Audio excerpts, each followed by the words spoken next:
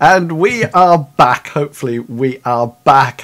Well, this is when I give, you can all talk now, guys, just to make sure that your mics are working if you wish. But this is when I give a brief synopsis of what's actually happened in the campaign so far. Well, not the campaign, just this episode.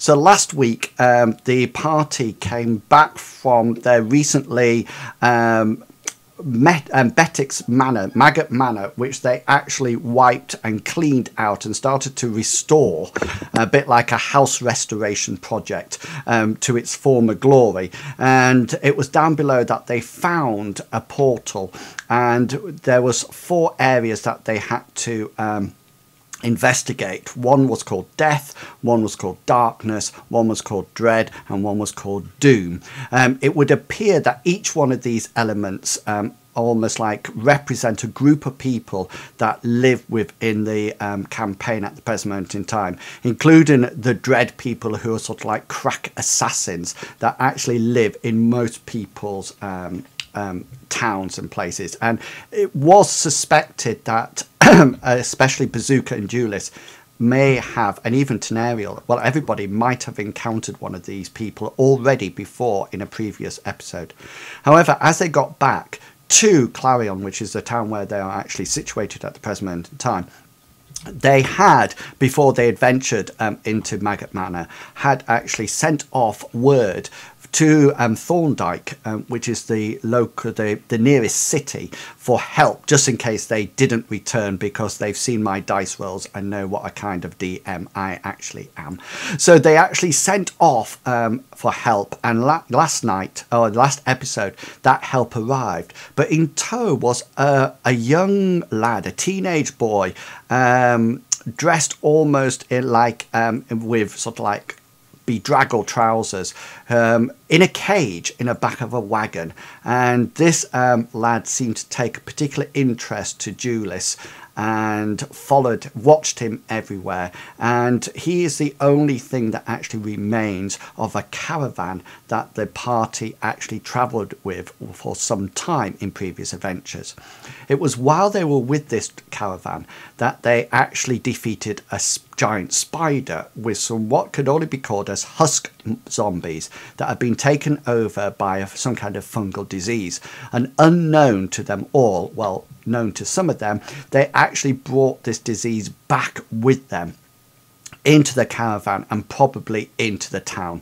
So it was last week that they suddenly realized that this fungal disease had started to creep around the town and was started to take young, old, healthy, sick people at will.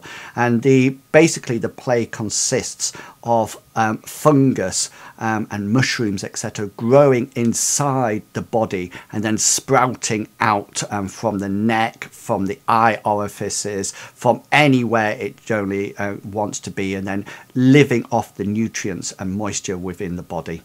And so they went off to the cleric, and the cleric told them about Sister Hadriel, who lived out in the forest, who could be the person who actually can provide a remedy for this fungal disease. So armed with horses, or put on horses, There was a lovely Shetland pony for Rurik, a fine steed for Tenariel, and who managed to jump onto the saddle with a flick of her hair. Aravol has arrived later to the party, you'll see her. Bazooka on his little donkey called Bessie, and Julius, who's not trained that much in animal handling, actually managed to make it to the area. So this is where we finished last week, in this place. And as you can see, it appears to be some kind of structure. And I'll just zoom out so you guys on the stream can actually see. This is what it looks like. But please remember that the party doesn't actually see this. This is what the party actually sees. So it's more sort of like light restrictive like that. Anyway, they bravely fought off a few boars, did you not, guys? And then as you approach the door, Julius, quite carefully, since they have come into some problems with doors before, and Julius checked it out and there was a narrow slit, and he gazed inside that. No light was coming through, and he came and he looked really closely, and he noticed something brown and something rather hairy, and at that point the doors burst open. They were knocked back several places to where they are now, and out from the door, bent over, then straightening himself up, carrying what can only be classed as the biggest battle axe that anybody has ever seen in their life. My mother. Stood a gigantic minotaur. Now, just so you know, Bazooka, you're down below half in your... I am on 13 hit points. Which is, what's that compared to your maximum? Oh, I'm normally at 28. Okay, then. And the other thing is, you will be able to see from the stream, guys, that Julius and Rurik have little hearts on. That is the aid spell from Tenariel that has been given to them at that point. And we will start the adventure with Alval, if you can see, just at the top at the gate. He has followed you, guys, and will enter into the combat this round. Now, I've just noticed that you don't actually have your hit point bar up, Tenariel. Well, isn't he rude? So there you go. There you go. Quick question. I've got my sickles out. Have I not? Yes, you do. Yeah. Okay. Does anybody want to ask me any questions before we actually start the actual adventure? Not about what has happened and where you're up to. Are you ready to start? How many rounds of combat are they into so far before? None. So he's just come out. So at the end of last adventure, I literally knocked them back. I think Bazooka and Julius took damage as they were bashed away from the doors. The door flew open and is flat against either side. And this Minotaur sort of like bent down and then straightened up, hefting his great axe. So if anybody's got any other questions, ask them now, because otherwise we will roll initiative and go straight in. I think there's only one way to start this. Challengers, are you ready? Oh, yeah. Gladiators, are you ready? No. Okay, so let the games begin. I wanna put me sickles away and pull out my crossbow. Right. Okay. So you'll have to do that now once we roll initiative. Right. Okay. Yeah, because that will be an action. So you'll need to do that. Well, you have a choice. You can either drop your sickles and draw your crossbow. Okay, in which case you'll be able to fire it, or put your sickles away and draw your crossbow, in which case you won't be able to fire it. Okay, yeah, I'm going to put them away.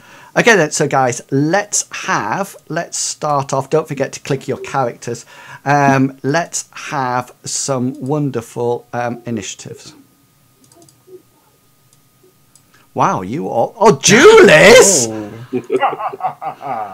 Now what do I do with it? I always think when something like that, it's just amazing. Well, I don't think you've ever... And Bazooka, look at you as well.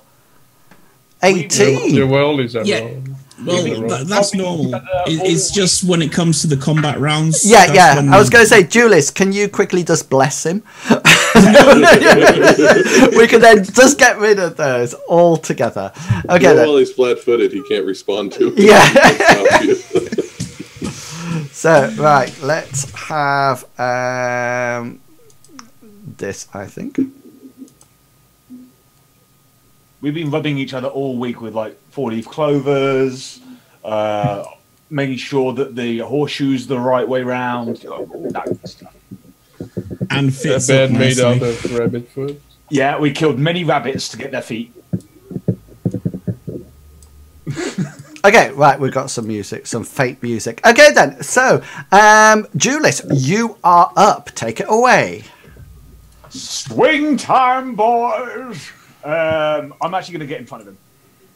Right there. Okay. I'm going to go right round.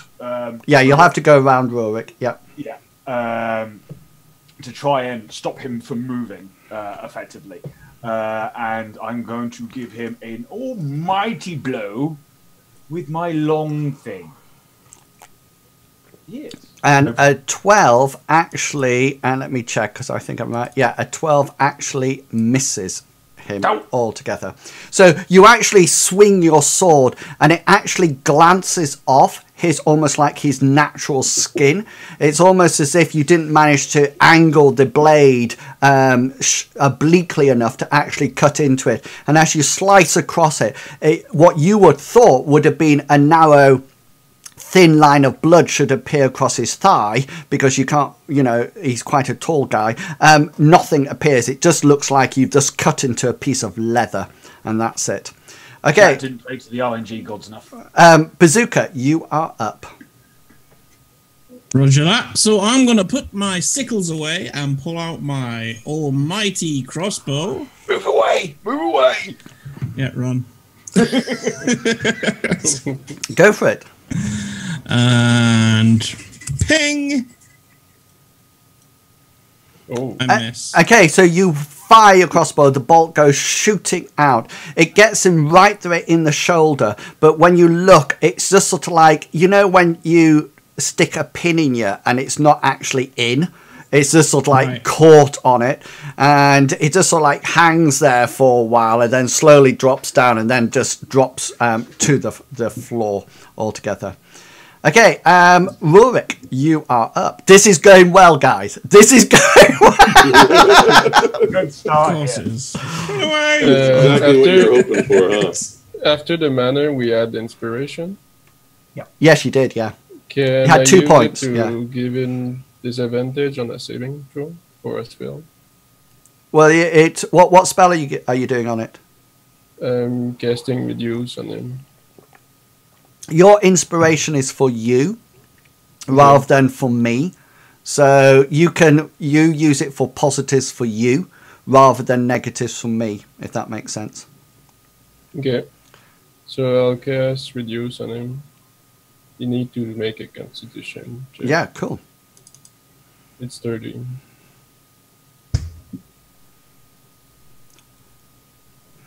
I'm just making it so you've already got your axe out at the moment, haven't you?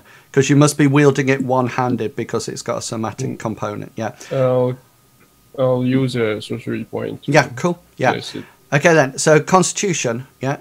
Yeah. What's the DC on it? 13. Okay. Yeah. There you go. Okay, so he fails his Constitution, and you suddenly notice that he shrinks down. You just hear Rurik go, "You, sir, are too big." So he's now so now his weapons will do 1d4 less damage. So what I'll do, guys, just so you know, because you'll see the roll, I'll roll his normal damage, but then don't take that off because I'll roll a d4 and reduce it. Nice one, well done. Okay, Tenariel. I'm going to back off. You're actually in a bush there. Is that where you want to be? Oh yeah. I can't see a thing on the map. It's very dark.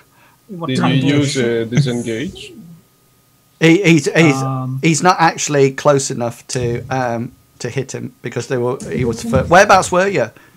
Whereabouts were you? Oh yes, yeah. You'll have to use a disengage action, or he'll get a free hit at you. Right, I'll just disengage them. Does that? Yeah, and that's it. Yeah. Turn, yeah. So, are you actually? Do you want to be in the bush? I can't see anything. Okay. All I can see is a very, very dark. Okay, so you can be there. That's outside the bush. That's outside the bush. That's outside the bush. So that's sort of like the outside of the bush. So wherever you want to be, either one of those. They all look the same. I honestly can barely see anyone's talking. Yeah, it's like I'm in the dark. Is it daytime or nighttime? Because it's nighttime now. Yeah. So you're all going into dark vision. That's what everybody's got up at the moment. All right. Sorry. So that explains it then. So are you happy on that square? Yes, I am. Yeah. Sorry. Okay. Yeah. Cool. Okay then. So this is the Minotaur's action. So this is at you, Julius. Yeah. Yeah. Is he actually called Minotaur now? Yeah. 23. Yeah, that hits.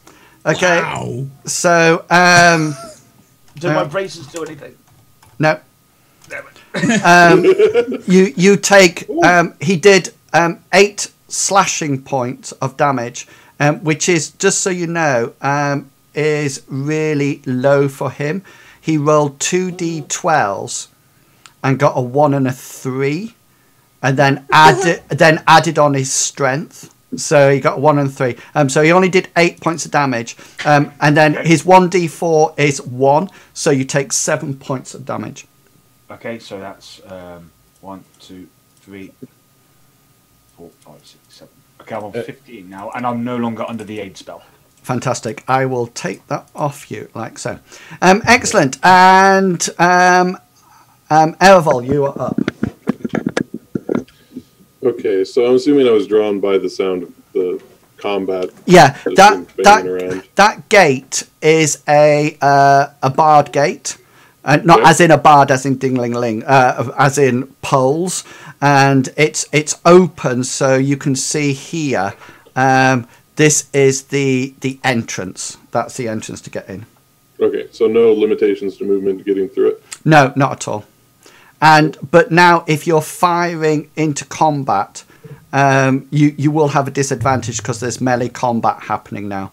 Beforehand, when he was bigger, you wouldn't have had it because there's enough up at the top for you to hit him. You'll be all right where you are, Bazooka, because it's not on your side. Okay, so off you go, Arval. Oh, if you're I don't know whether or not you're fighting. Sorry. Well, I see this creature attacking the rest of the party, right? Yeah. Oh, yeah. Well, it's just taken a huge swing at at Julius, who actually managed to get his shield up to block the attack, but the axe sort of went dented his shield and actually penetrated into his arm behind the actual shield. So I was able to see all of that since the gate was open, so I know how dangerous he is now at this point. You certainly do. I am going to go ahead and cast my Hunter's Mark. Yeah. As a bonus action. Cool. And then I will attack. That's a 1d6 extra damage, isn't it? Correct. Yeah, and you have advantage.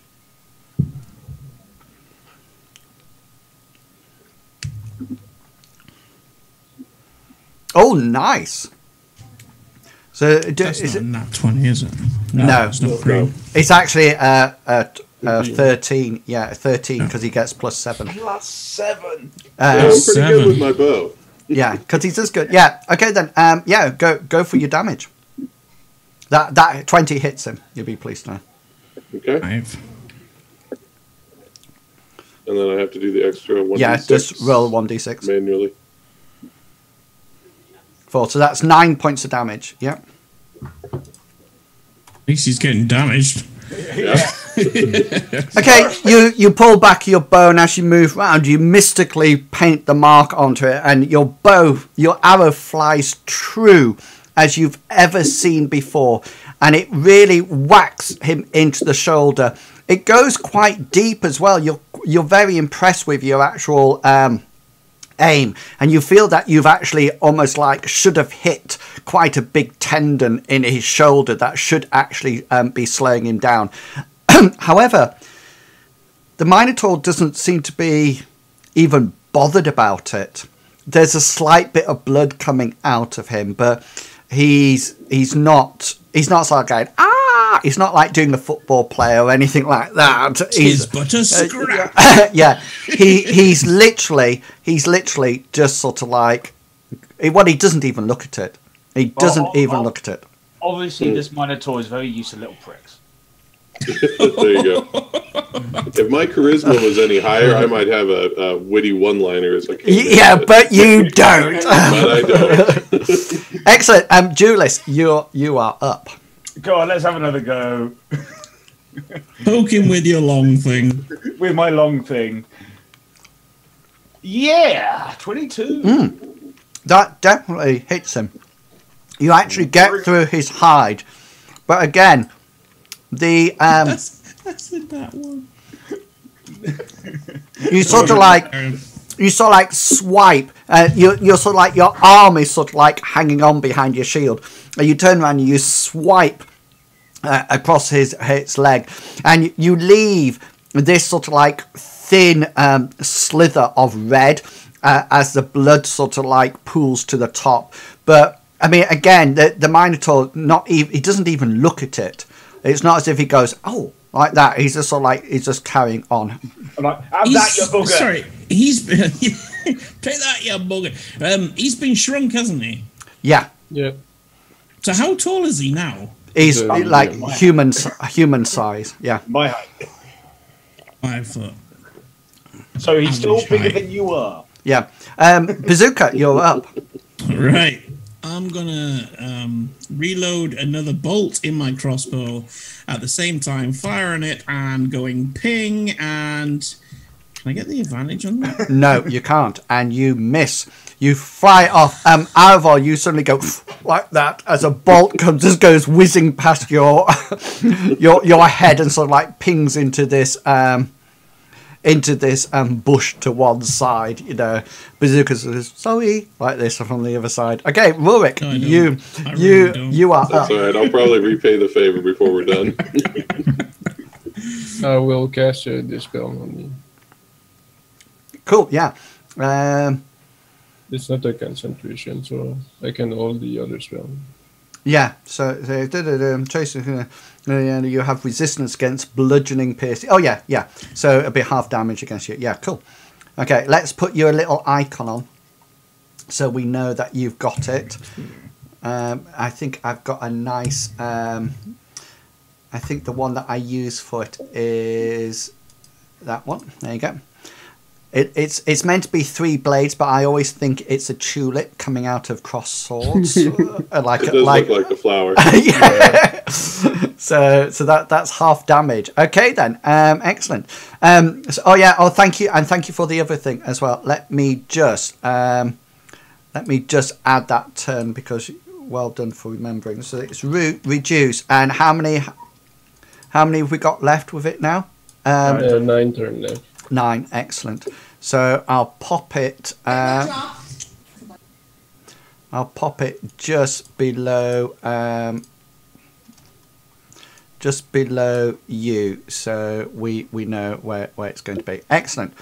Okay, and Tenariel, you are up. I will grab my longbow, knock an arrow, and take aim, and try and split him in the head. Yeah, so you also will be at a disadvantage because you're firing into combat. Yeah. Big cover. So that'll be 11, yeah. So it just, Julius, you hear an arrow just sort of like whack that tree next to you there as it comes in. Okay, Minotaur time. Minotaur time. Uh-oh.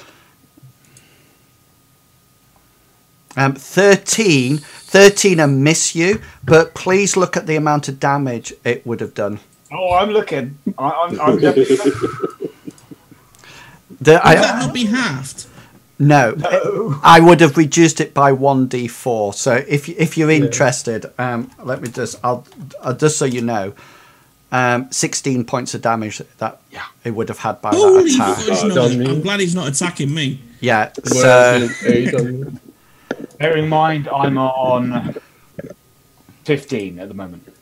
yeah. Can the shrink spell be cast cumulatively No, on a target? Oh, it's a shame. no, Yeah, and he can't make me bigger while he shrinks to Minotaur. no, because he's sustaining the spell.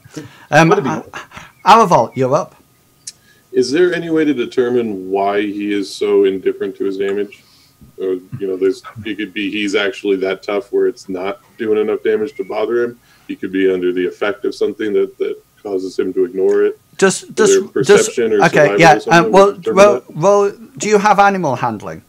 Yes. Yeah, roll There's that. white powder across his nose, which indicates maybe a few things. Okay, you actually figure the reason it looks like he's taking so little damage is that you've never come across a creature this powerful compared to you.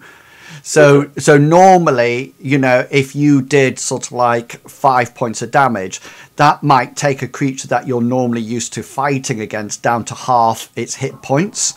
Well, this one, 5 hit points of damage is Sorry. absolutely nothing. So it's to do with the actual challenge level and the amount of hit points. You can quite clearly see that. I mean, he's nowhere near half or anything like that. Nowhere near that at all. Okay. Is there anything else you want to do? Yeah, I'm going to attack it again. Knock another arrow. Cool. Do you have the you don't have Yes, it lasts for an hour as long as I continue to concentrate on it. Oh, cool. Yeah. So yeah, that will hit. That will hit him. And then I get the D6 Yeah. as well. So that's 17. Yeah. Okay, he's not, just so you know, it whacks into his side. This one seems to have done a little bit more damage than the one that you fired into his shoulder. However, he's still not, you don't think he's sort of like anywhere close to sort of like dying or anything like that. And if you think that's 17 points of damage that you just actually did there. Okay, Julius, you are up. Great. I'm going to use a bonus action. So by your playing, you want me to put down a weapon or shield, so I can have one hand free to use a bonus action. Is that correct? It depends. No, bonus action. You need to have one hand free to cast a spell that has a somatic component. Yeah. It's not to do a bonus action. It depends what the spell is. Somatic. It is Shield of Faith, which I believe it does. So just link it, and then we can see it. Yeah. Somatic. So you actually have to get a small piece of parchment out, and then crumble it. Yeah. What I'm going to do, I'm going to use this as a bonus action at the end, but I'm going to put my shield away and double hand my sword and whack him with it as an action. No, in fact, I have to put it away. That's an action. Well, you're going to have So to I can't drop. attack it. You're going to have to drop your shield. Oh, is it worth doing that? Actually, no. I'm going to. It's still action whether to put it away and To pull it out again, isn't it? The difference is if you just drop it, if it just drops it, then that's just like a free action. You just do it, know, and that's absolutely fine. If you actually want to get it off your arm and put it onto your back again, then you won't be able to then have an attack, but you will be able to take your bonus action. Cool. So yes, I am going to drop. My shield gives me +2 anyway, doesn't it? Yeah. So really, what you're doing is Keeping my AC at the same thing, double handing my sword. yes, yeah. Which is what I'm going to do. But forfeiting your attack for this round. Yeah. Exactly that. Yes. Okay, then. So we don't need to worry. How long does it last for? 10 minutes. 10 minutes. Yeah. So let's put your shield of faith on you, because somewhere here I have a little. I know I do. I have a shield. You just wait till my next turn until if I'm still alive. That's you. Can I just say that's you coming out of a cavern and nothing else. Very much. Just so you know. Excellent. We're going into the cavern when he Yes. runs away. Yeah. Okay, Bazooka, you are up. Right, okay. I want a free action and saying, "Hey, Bob Bear," and my next action is to my crossbow is slung, is on a sling. So I'm just gonna drop that and pull out my sickles.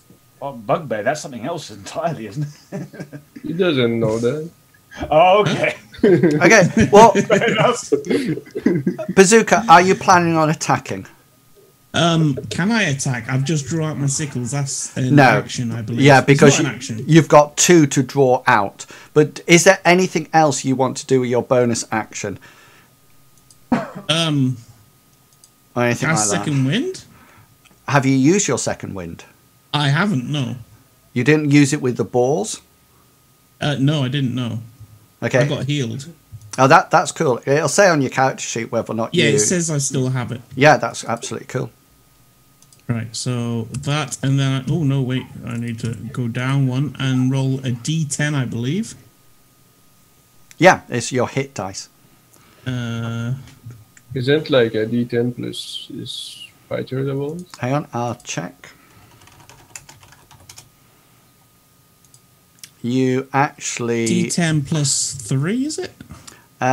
You get 1 d10 plus your fighter level, yeah. So plus 3. Yeah.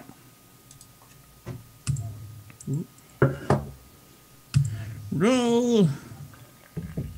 Oh, that was on 8, and it literally just tilted and rolled to a 4. I got 7 points. 7 points. So add it on. Yeah, it's interesting because I don't have your dice. I just see the dice rolls. I don't see any rolling of a dice on the screen at all. So I should actually put that on. I don't know what just happened there. My points just went blue. You went Super Saiyan. What did I say I started on? You had 13 left, so 13. you've now got 20. 1, 2. You got 20 left now. Right, there we go. Yeah. I'm up to 20. That's absolutely cool. Okay, Rorik, you are up. How much the shield of Julius weight? How much does his shield weigh? Well, tell me what you want to do with it, and I'll. It's I easier. would like to cast a Magen and grab the shield and reach it to his side so he can pick up easily next round. Oh, that would be such epic to be able to... Yeah, I'm quite happy for that to happen next round. That won't be a problem at all. So it will actually be available for you next round. Excellent. Okay, so Tenariel. And again with the longbow. Yeah. My damage reduction is gone. Oh, he hit him! No, I'm still at disadvantage. He's at disadvantage, yeah. So you Yeah, miss him. 13. What's gone? Sorry. My damage reduction. Oh, your flower. Yeah. Yeah. Okay. You know what? Okay. There you go. Excellent. Okay. Minotaur chance to hit. Okay. So your armor class is exactly the same, isn't it? Yes. Yeah. Okay then. Hang on a minute. I just need to. Okay, the Minotaur lets out a huge, almighty roar. Okay, it's absolutely huge when he does it, and he sort of like bellows out so much that Julius, you actually get the scent of his breath coming onto you, and a few a bit of sort of like boar bones and things like that.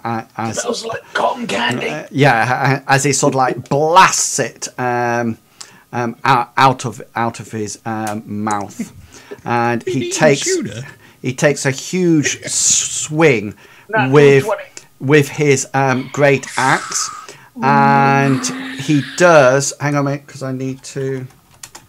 Duck! So he does a total of 18, 15, 23. I think that's right. Yeah, 23 points of damage at you as he whacks his great axe, and it comes straight across and sort of like buries itself deep, into your arm and across the front of your body. Well, it's been a pleasure, guys. I'll hopefully see you next week with a new character. That's me down. Can I have your Have a stuff? good time. Can you just move your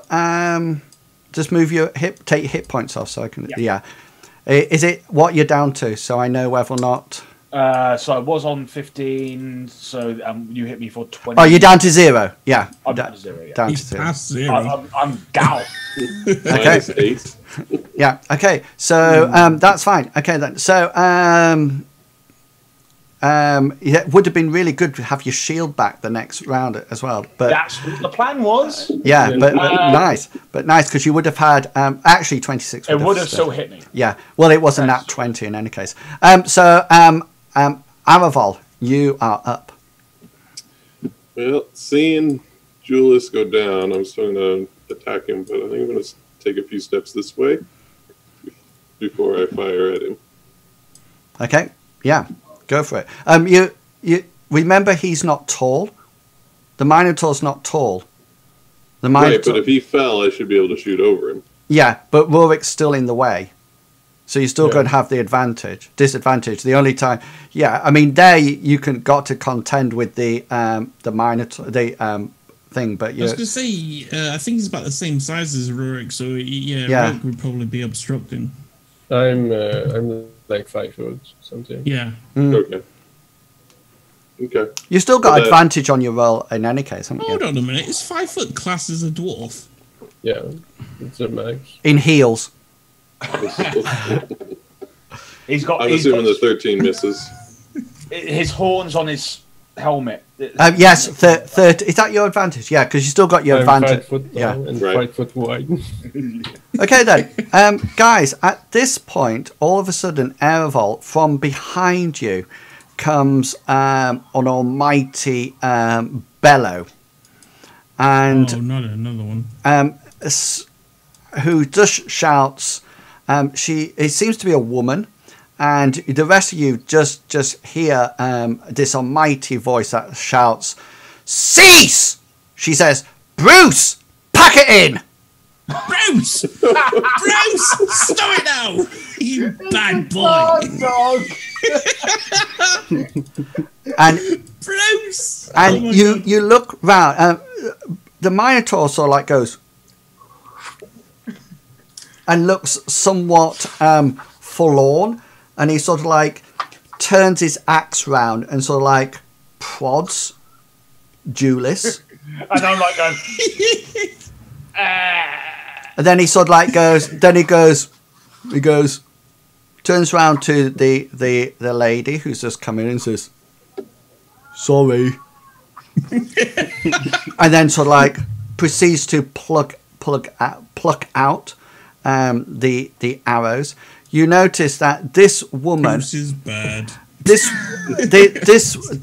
woman is blonde hair, free flowing blonde hair, looks quite young-ish, probably human, definitely human, but probably in early 30s. She's clad out in what can only be classed as quite robust plate mail. It looks very well made, has chainmail underneath. She actually has a shield strapped to her back and what appears to be like a mace at the side. She comes straight over. She ignores all of you guys, and Bruce, the Minotaur, takes a step back and sort of like almost like falls over you, Bazooka, and sort of goes, "Sorry," like that. And she kneels. I say, you're lucky. I almost killed you. She kneels down in front of Julius, and you all see this amazing white, yellow, bright light radiate round her. And then as she reaches forwards with her hand, she holds them over Julius, and this light that's emanating from around her actually focuses into him. And suddenly you hear Julius go like that as he suddenly almost like comes back from the dead. and actually, I get up, say, no, you don't get up. Yeah. Anybody who's got who would like to roll the religion check? Not me. Oh, hell no. Oh, go on. I just need one because is it Tenariel and Rurik that both have religion? Foreign religion. Okay, so Tenariel, you'll be better rolling it because you're actually a cleric. So roll it, but you have the advantage on it. 18. Yeah, 18. So you figured that this is probably Sister Hadriel, and she is somewhat of you almost like you can actually, being a cleric also, you can almost like feel the power actually radiating from her as she brings Julius sort of like back to life. She says, she looks around at you and she says, well, I suppose I better forgive you for attacking Bruce like that, but we better, she just looks at you and says, don't speak. And she says, let's go in. She says, let's go in. Bruce, she says, get the horses, bring them in. Doesn't seem at all confused. He's smaller than normal. I stuck my spell on Bruce. Cool, yeah, excellent. Okay, so let's just... Okay, so you can now move... Let me just put Bruce back to his original size as he goes off. Can we keep Bruce? You should now be able to see the inside of the house. Yep. Yeah, can you see that? Okay, so she actually bends down and lifts Julius up, and plate mail and everything. She Rurik, you can make the shield walk in next to him if you want. You know, with your mage hand, and she takes you in and plonks you down on this bed, and she encourages you all to go into the room with her. Yeah, and then we can get everybody in there. I want to hang out with Bruce. Bruce picks you up by the scruff of the neck and brings you in, and so like, found this one outside, and so like drops you into thank you. You can fit in the door at full size. He bends down like that and then comes out.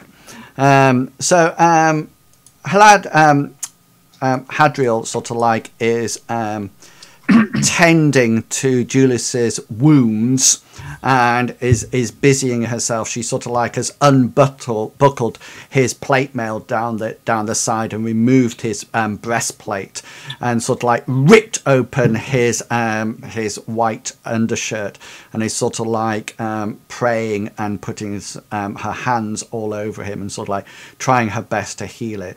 I reattach his arm. I walk in and say, can I get some of that, please? So I'm enjoying this turn of events. And she turns to you. She turns to you and she just sort of like says to you all, now is probably a very good time to explain why and what you are doing here. We are seeking you because there is a plague in Clarion. What was that? My lady, first of all, thank you very much for tending my wounds. She goes like this to you, Julius. She takes her finger and she puts it over your lips and says, silence. Let my power. She goes, let my power heal you. Let my power flow. A plague, she says. What are you talking about, a plague? I raise my beard. What was the name of the old cleric in the temple at Clarion? I didn't get her name last week. What's that? I've lost my notes. Anybody? Oh. I don't know. I've lost my notes. I've lost my kill streak notes. I got horny twice. I mean, 2 horns. To be honest with you, Bazooka, I thought you were going to run up to him and use your sickles as sort of like climbing pegs to slowly run up and then just like whack him on the head. I thought you were going to do something quite impressive. I was actually going like to run that. behind him because I know for a fact that minotaurs, the most vulnerable point on a minotaur is the butt. So I was going to run up behind him, stab him in the butt. Yeah, but luckily Rorik reduced him because otherwise you would have been going like this and actually not been able to read. I would have had to keep stabbing him in the butt. Yeah, so go for it, Sunell. So I was asking you, what was the name of the elderly cleric in the temple at Clarion? I think that was provided for you, was it not? I can't see it in my notes from last week. Just refer to her then as the cleric at Clarion. I think that's I'll all have to. got referred to by. Yeah, I don't think we were given a name, actually. No. So she was. I'll say the cleric at Clarion suggested we speak with you. And why would she suggest that? She said you were a powerful healer and that only you may be able to help the town. The people are falling sick to a terrible disease. A powerful healer I am, but not one who could deal with a plague single-handedly. Certainly your advice on the matter would be welcome if it is beyond you. And their reason for this would be? I point out that They need your help. They can't cure the plague themselves. It is interesting since they need my help now. Well, beforehand, they were quite happy to encourage me to leave their town and to seek my own almost like hermit-style residence here in my somewhat humble abode. Araval, also do you notice that the door opens and so like Bruce's head is right sort of like there and goes, "Done the horses."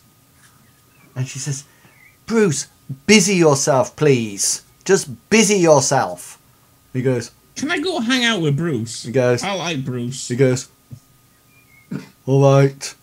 And it sort of like toddles off. You do notice that the ceilings in the entrance hall that you actually came into, so this part here, is quite high, but the rooms are somewhat less so high. You don't think Bruce could actually get into this room? Well, he could sort of like shimmy in sideways, but that would be it. You can hear him sort of like shuffling about outside, going backwards and forwards. I'm gonna go with Bruce. I'm gonna say, "Do you want a hand, Bruce? You're right, mate." I'm gonna friend Bruce. Bruce is my friend. Okay, Tenariel. Well, Tenariel did. Yeah, sorry. Whoever wants to say. Go. I don't know anything about your situation with the people of Clarion. All I know is they need help. If you do not wish to give any help, then that is your business. If that's the case, then we shall bother you no more, and we shall leave. So this help is not actually that needed, since there appears to be some kind of option. The villagers are dying. Whatever There's always history an that you option. have with them is not of a concern with us. The question is, are you willing to help people that are in need, or are we wasting our time? She looks down at Julius and sort of like says, "I would have thought it's obvious that I am willing to help people in need." Maybe you felt responsible since it was your pet that did the damage to him. She says, "Very good point, Ranger. However, it was not my pet who was trespassing on my land." Who went trespassing? Oh, no, I'm not even in the room. I'm with Bruce. I'm sorry. I was knocking on the door. She turns round and shouts out. She says, "Bruce!" She says, "Food!" And all of a sudden, you notice that Bazooka Bruce sort of like bursts into life and heads off down into this area and sort of like starts to lay out food. This building here that you can only see the outside of. Can you see this? Yeah. Sorry. This is the kitchen here. This is the kitchen directly opposite. This seems to be the one that you can only see the roof of. Seems to be some more sleeping quarters, and this up near the top is the horses. That's the stable area. Can you see that where I'm picking? Yeah. So Bruce is sort of like putting out cold meat, etc., on the table and wine. And Julius, you have actually got your hit points up to maximum now. Sweet. Can you tell us your story with the villagers? She says, "Come and eat." Okay, grab a chair, people. Last Not one, the table. Last one there. Look at everybody trying to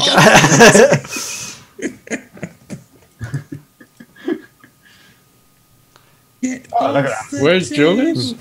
I'm underneath. She you notice that Bruce turns round a while, and then he sort of like picks the gnome off his chair and sort of like pops him on his lap, and so he sort of like sat on his lap, being able to reach the table. There's a spread of cold meats. There seems to be fruit here. There's bread. There's quite a good wine. There's no ale, Rurik, but there is wine available, and it's quite. If anybody's familiar with wine, it's very good wine. It's not sort of like the watered down tavern. Once Bazooka has finished his first glass, I'll say grace. Yeah. The sister says, Finished. he says, she says, "Tell me of this plague." There is a sickness affecting a number of people in the village. They have each found to have been infected with a growth. It seems to be plant-like. It grows within them and bursts out. One person has died so far. About Rurik's 6 others got are it. sick. You too? Yeah. It doesn't appear to be Point out that contagious. Rurik's got a mushroom growing on his. Was it on the back of his neck or on his side neck? here? Yeah. Side of his neck. So I point out that Rurik's got this mushroom growing on the side of his neck. But doesn't Bazooka also has mushroom growing? Yep. So So have you that just wasn't proven. Have you literally just pointed to each other and gone, "He's got it"? Yeah. It's him. The sister comes round and she comes up to you, Bazooka, and she says, "Young man," she says, "hold still, please." And you feel the healing power flow from her once more, and you notice that your hit points recover up to maximum. Can we bring her with us? She then goes over to Rurik and sort of like tilts your head back, and she sort of like looks at it and sort of like you almost like see the colour drain from her face. She almost like a look of shock comes over her face, and she sort of like lets the hair drop back onto Rurik's neck, and almost like she takes a step backwards. You seem to recognise me, lady. She says, "Take the rooms downstairs." She says, "I need to investigate." And The sister at the temple has exhausted all of her healing. It has little or no effect. She she turns to leave the room, and she just gets, so these are sets of stairs, and they go up to her sleeping quarters up at the top, and she gets to the stairs, and she stops, and she turns round, and she gazes over you, and she looks at you, Ereval, and says, "The ring you bear has some significance. I don't know if you recognize the crest on it. It's worth you investigating." And she also turns to you, Tenariel, and says, "I think you've got it." She says, "An interesting cloak you possess." No, I don't have the cloak. Who has the cloak? No, I have the cloak. Yeah. Julius, she says. Oh, that's even better then. So obviously she's been handling you and healing you. She looks to you and she sort of like says, "An interesting cloak you wear, Paladin." I was still trying to find out its worth.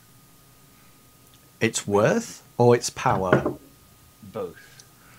Its power is quite easy. It will protect you from any weather. Any weather, you will be safe and warm and dry within the cloak. It also has some, somewhat limited, but still some advantages to protect you from magic that comes at you of a weather condition or element. So it will protect you somewhat more than I'm against guessing other. we're going to get struck by lightning. Anyway, I'm not. So Julius, basically, if you have to make a saving throw against anything that is vaguely related to weather, so like as Bazooka mentioned, like lightning, then you will get Meteor shower. meteor shower. Lightning, wind, rain, gusts, anything like that. Frost, anything to do with frost magic because it relates to cold and snow. Then you will actually get +2 on your saving throws for that, as long as you're wearing the cloak. Let me just. What about heat? can I ask? It won't protect. It will keep you cool in summer. If it's heat, as in warming you up, then it would. But if the damage classification is fire, then it won't, because there's not a weather condition called fire. You know. But it would have helped against the. You've never been in a desert. So say again, Never sorry. been in a volcano. Say again, Julius. I didn't hear you. I'm sorry. So it would have helped if you remember when we were clearing out the toxicity of the river. We bumped into a water avatar. It would have helped. Yeah, if they fired water at you, because that would be rain.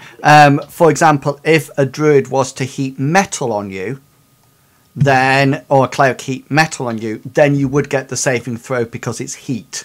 If a mage, if a sorcerer, a wizard or warlock or whatever was to fire a fireball at you, you wouldn't get the saving throw because it's fire. And Can I ask about the medallions? If she knows anything about the medallions and what they are worth? She turns around to you and she says, "I am prepared to look at them tomorrow. For now, we need to sleep." Well, she says, "For now, you need to sleep and rest. I need to research this." And she looks at Rurik and at your neck and says, "This fatal plague."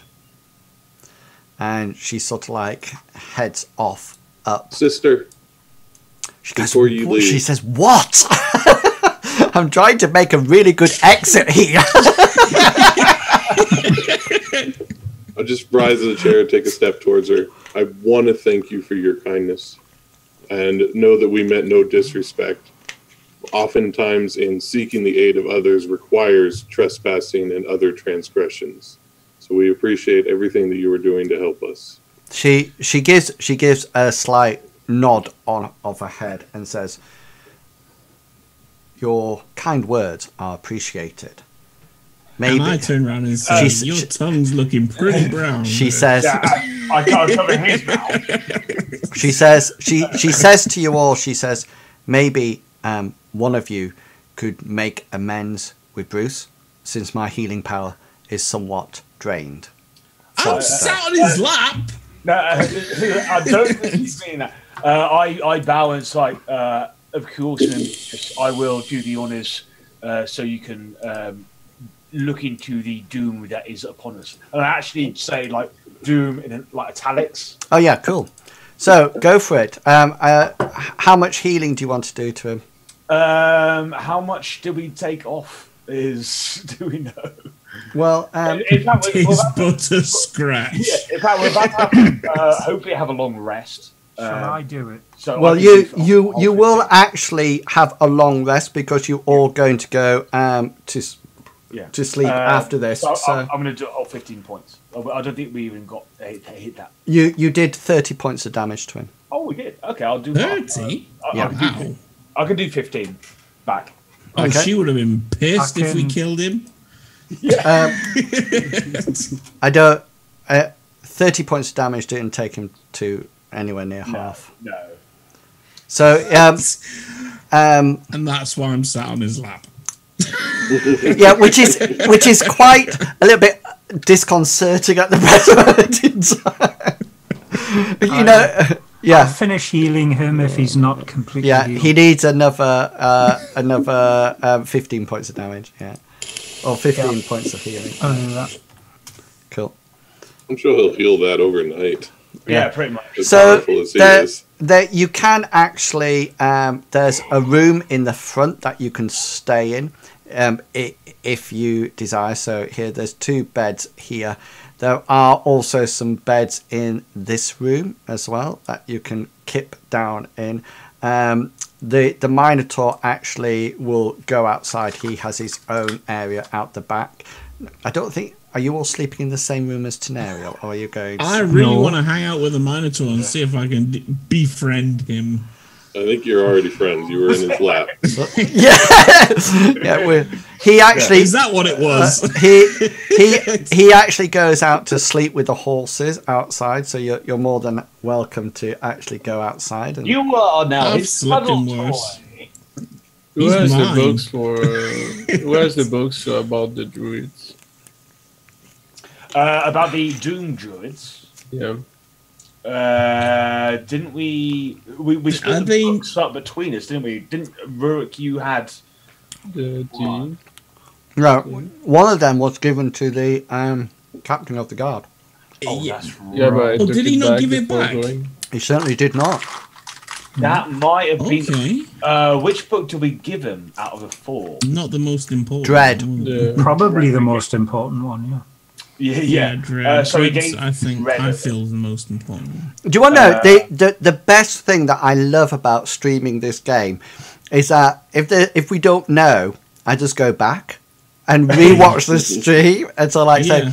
yes, you did use your second wind 3 times. No, I didn't. Just look at here. I think it was the dread. I'm quite definite that it was the dread one that was given. Sweet. So we still have the Doom one, which I kind of like in my mind. This is why I did like Doom in italics when I spoke to her, because in my mind that this is kind of like a natural phenomenon. Phenomenon. Phenomenal. That is kind of their bag, really, kind of thing. If they want to release a plague, that's kind of nature. It would very much appear to be more natural in the sense of that word, rather than something, if it was something that like Rurik's sorcerer friends or the magic users had used, then it would be a lot more to do with, you know, black tendrils coming out and black ink spreading from their hearts and things like that.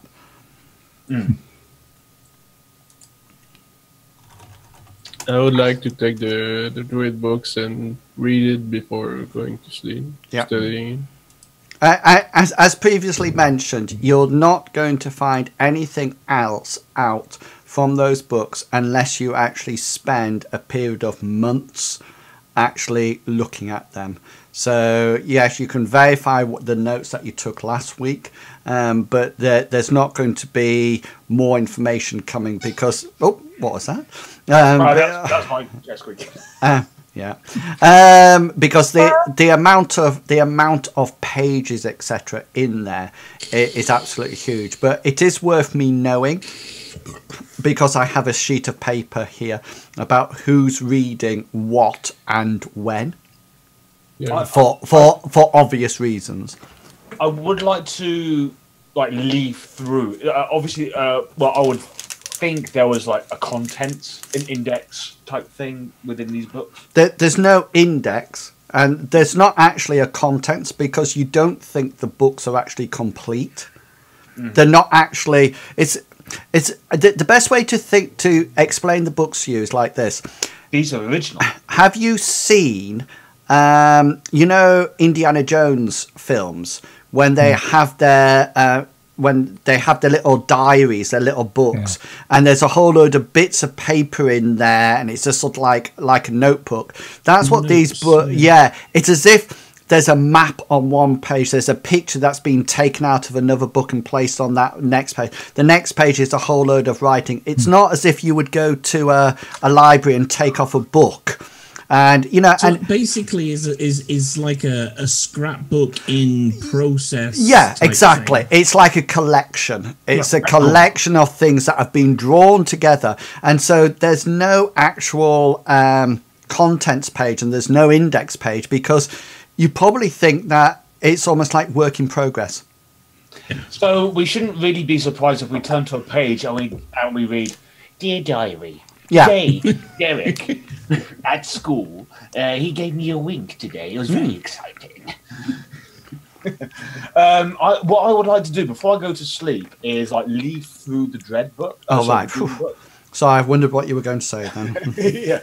I like to Sorry, who's got the Doom book? Because was Rurik looking at it beforehand? Are you two sort of sat together in bed, sort of flicking through the pages? Yeah, that would be a good idea. Bedtime stories. Yeah. Both together. I'll be back in a second. So we've got Bazooka befriending Minotaur, and we got Julius and Rurik cuddling up in bed together, flicking through the Doom book. Fantastic. Only in D&D. It has, right? I would gather it has because it's a diary, it'll have pictures.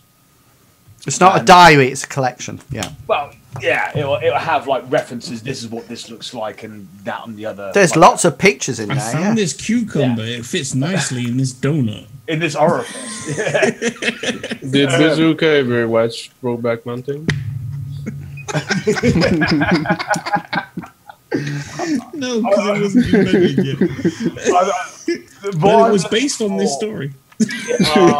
Meanwhile, out in the stable, Bruce is sort of sat with you, Bazooka, and then he goes over and he picks some things up and he goes, "Cards." Okay. That's it. Piece of advice, Big. What was that gesture there? I couldn't. He's all like hands you out a pack, and he's holding his like this. He says, "You first." Okay. Do you know the rules? Yeah. What's the rules? He says, "Put a card down. Put a card down." It's Snap, isn't it? Oh, okay. I put a card down. He puts his down. Goes, "Snap!" Claps him up. Don't forget, Big. Very clever. Big, don't forget, let the Wookiee win. Yeah. Yeah, you might not want your hand underneath this minotaur's claw as it goes. Or your head. I take 20 points of damage. Yeah. I'm gonna go first.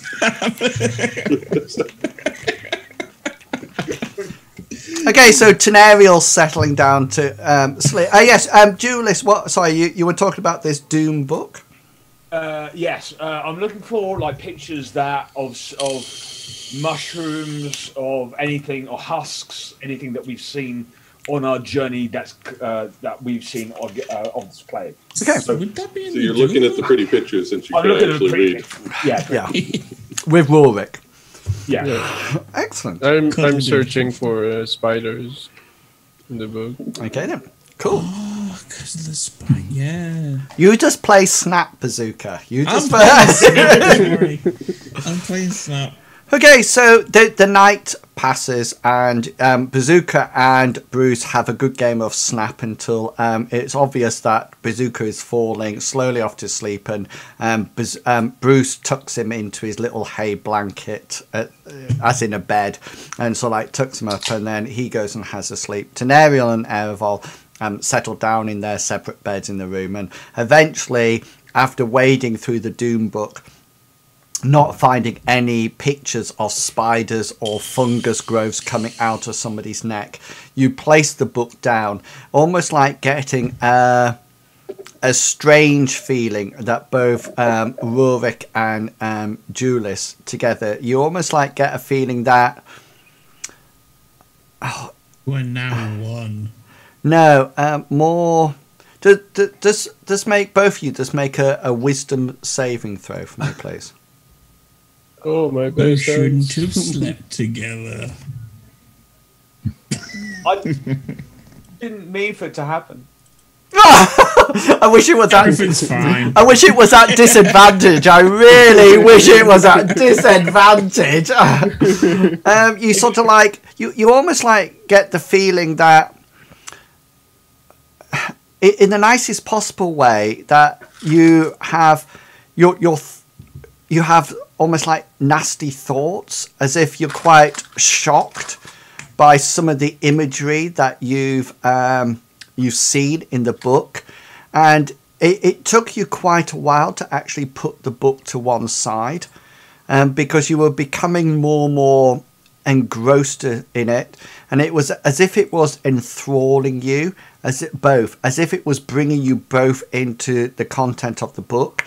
And it was only after a while that you actually thought, it's also like mesmerizing you into the pictures, and eventually you put the book down, and even as you drift off to sleep, you still get the imagery floating around in your mind, but in your mind, as you drift off to sleep, the dream state takes over, and almost like the still life imagery comes to life, and you see things moving and acting out, almost like replaying a minute before the image and a minute after the image, and then switching to, as if, when you all of a sudden, with the new iPhone 6s and 7, when you get that still picture, you can go backwards and forwards, a bit like that. It was almost as if the pictures were coming to life. And when you both wake up in the morning,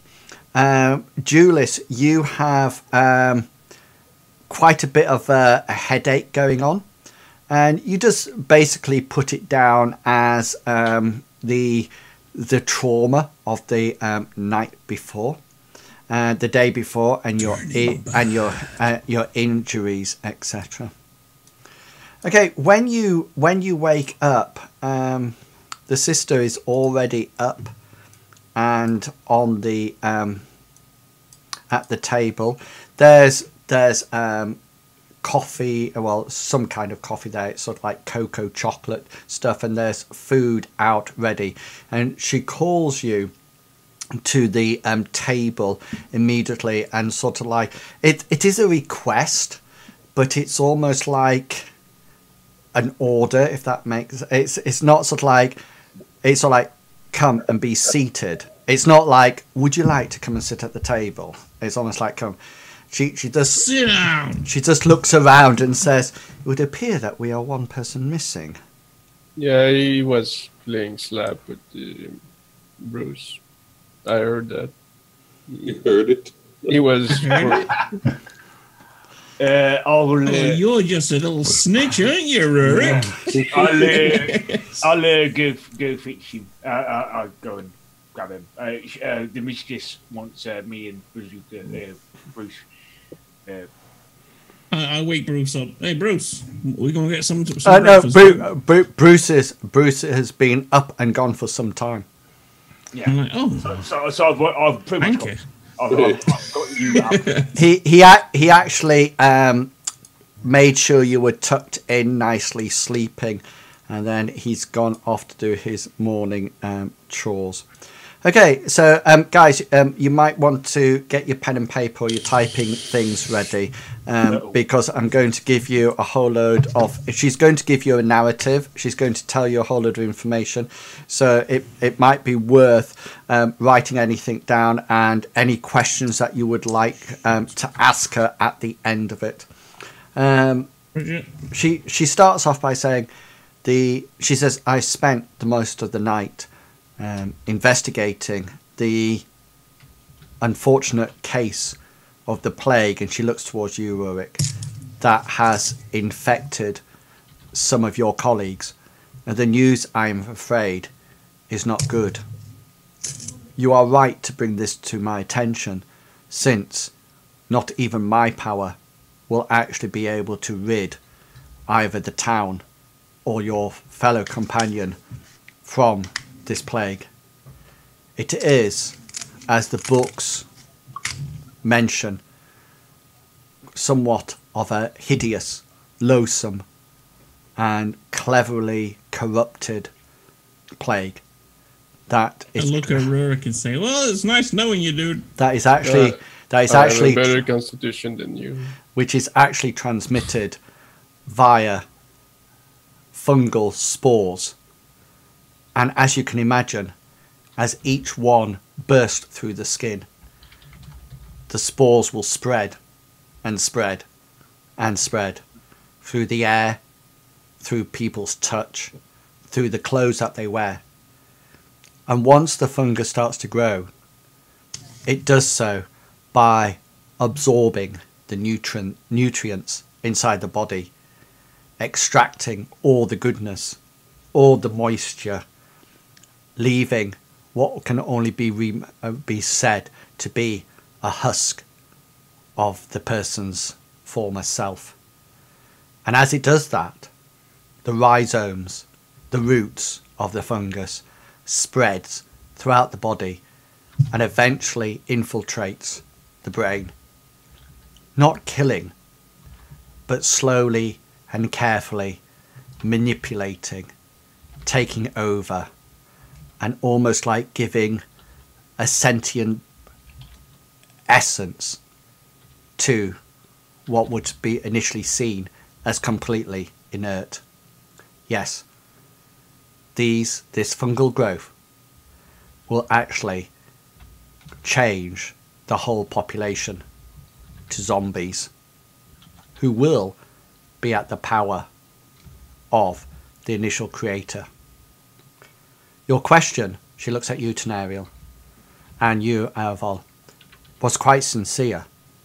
How do not only you stop, but more importantly, we stop?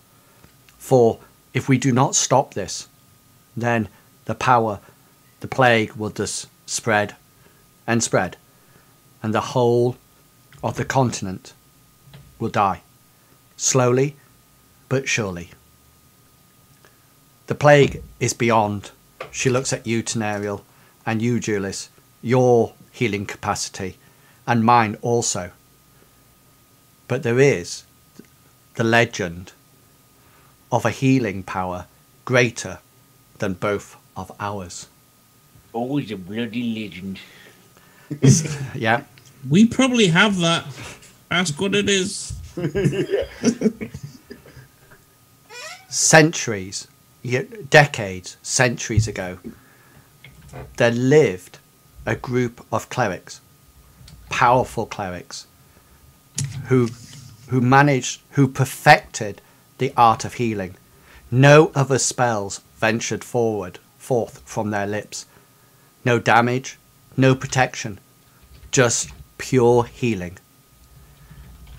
They came together and were known as the Sisterhood, and they were devout followers of the goddess Sunell. Sunell granted her followers more and more power to heal, and slowly and surely all diseases were wiped from the plane of existence. No one got infected.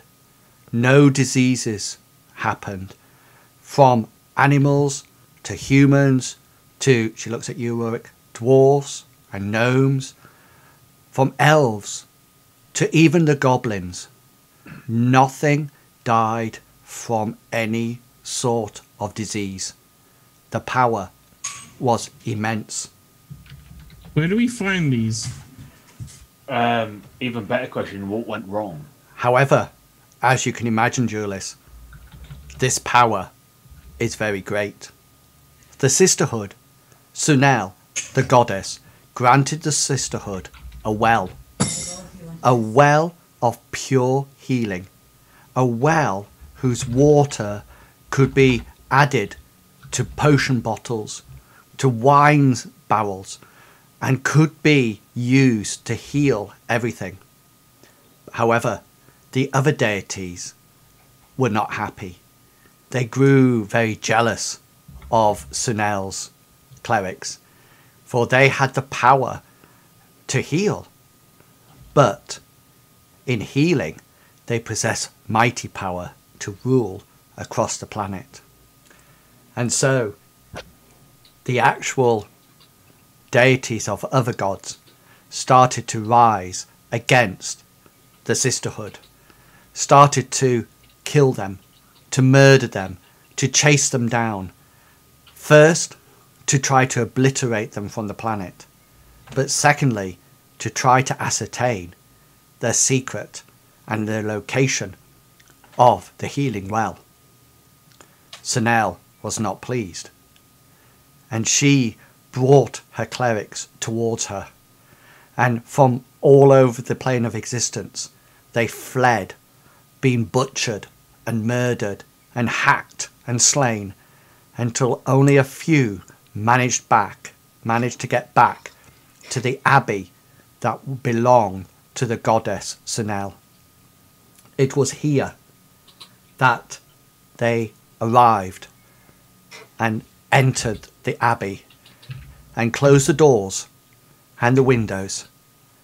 And although many attempts were made to break in, there appeared to be some sort of protection, some sort of divine intervention that prevented anyone or anything entering.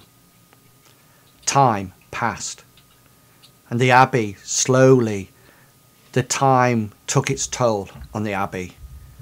Weather, wind, storm, each and every month of every year, stonework aged, weathered, cracked, crumbled, and the abbey, slowly and surely, over centuries of time, became just a footprint of a few stones on the ground. Very few know where this ruin exists. Some, it is rumoured, have ventured forth.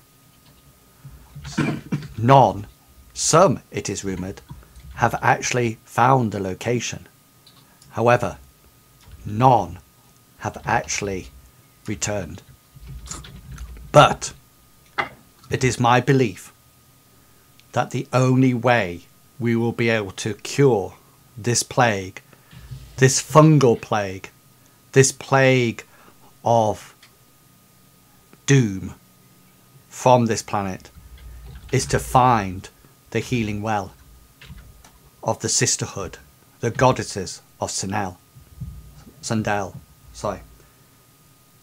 However, be warned. The goddess, as before, will not allow her secret to be revealed lightly. Her clerics were, like myself, armoured, plate-mailed, and not afraid of drawing a little blood. She reaches into a belt and she produces a little, almost like velvet pouch. It's drawn tightly. It's like a money bag, so it's drawn tightly at the top. And she gets it and she slides it across the table to you, Ereval, and says, inside is something that will escort you to the Abbey. We'll take and open the sack to see what it's inside. It's a small money pouch, so it's only like, if it's sort of like this, and it contains, all it contains is a little round cylindrical pot, about this deep and about this in circumference. It seems to have on it the imagery of what appears to be a cleric, and over the head this almighty blazing sun. There's a little catch at the front, and as you click it, it flicks open, and inside there's a compass, and the compass is just whirling round and round and round and round and round. She smiles. So it's near. She smiles and she says to you, Ereval, she says, think of the Abbey. Oh! And as soon as you start to think of the sisterhood, as soon as those thoughts enter into your mind, it slowly slows down and points. Copyright laws infringement. And points off into one direction. Not as in the band. Damn it. Have I ever heard of this? Think of rum. Sunell. Sunell, no. You actually make a religion check. I think. You can have it as advantage because the sorcerer has religion as well. I think. Yeah. One little way. 20 then. Yeah. So no, there's no knowledge of this goddess at all, and it's almost as if it's sort of like slowly being eradicated from periods of time. It seems that you know of no worshippers, no followers, no nothing at all. The sister Hadriel finishes off her speech by saying, she says, the only reason I am well done, Bazooka. The 3 and 5, excellent. You may ignore that. I didn't even mean to press that. You can have advantage. You can have advantage with your 5. Thank you. I don't Appreciate it. She says it is only via the severity, because of the severity of this issue, that I am presenting you with this compass to reach the Abbey. Please do not consider this quest lightly. It will be fraught with danger. However, it is the only way that we are going to save not only your friend, she looks at you, Rurik, or Clarion, but the whole world. She says, before you ask, I will return to Clarion, although it is against my better judgment. Bruce will protect me if needed. I will return, and I will do what I can to try to prolong the infestation of the Doom Plague, and try to do what I can to support the healers there. She looks over to you, Ereval, and says, and obviously after that, from the ring that you carry, we have other worries to deal with. What do you know of this ring? It was a gift to us, and we haven't had time to investigate it. She says, do you not recognize the seal on the front? I noticed it as soon as I came in. That's from the king, isn't it? Ah, most would assume it is from the king, but have you looked at the crest? He's only just got it. I'll take the ring off and set it down on the table. She says, look closely. Notice the crossed thorn branches. The symbol of the king there before you. However, look closely at what sits between those branches. And yet, Errol, in between them seems to be a small butterfly, just in between the two thorn branches. And she says, it is not the king's signet ring you possess, but the queen's. And she must be in grave danger to allow that to be off her finger. Oh shit. I mean, dang.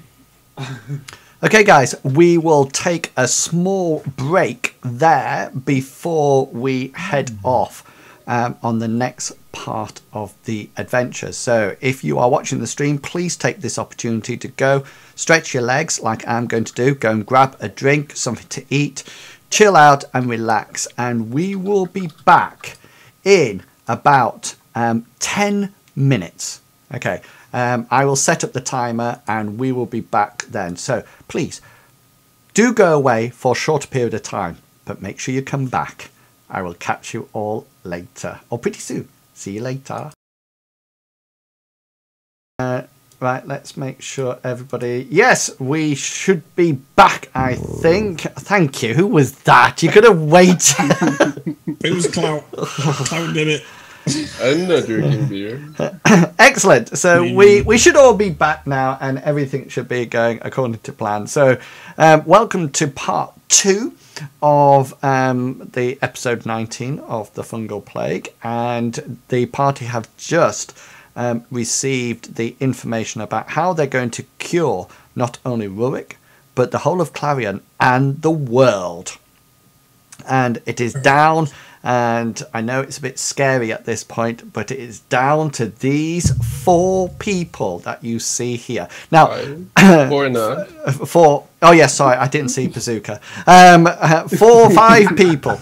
Now, can I just say, before you ask any questions at all, the Sister Hadriel is not coming with you. And you cannot take Bruce with you. Okay, Bruce. I just slept with him.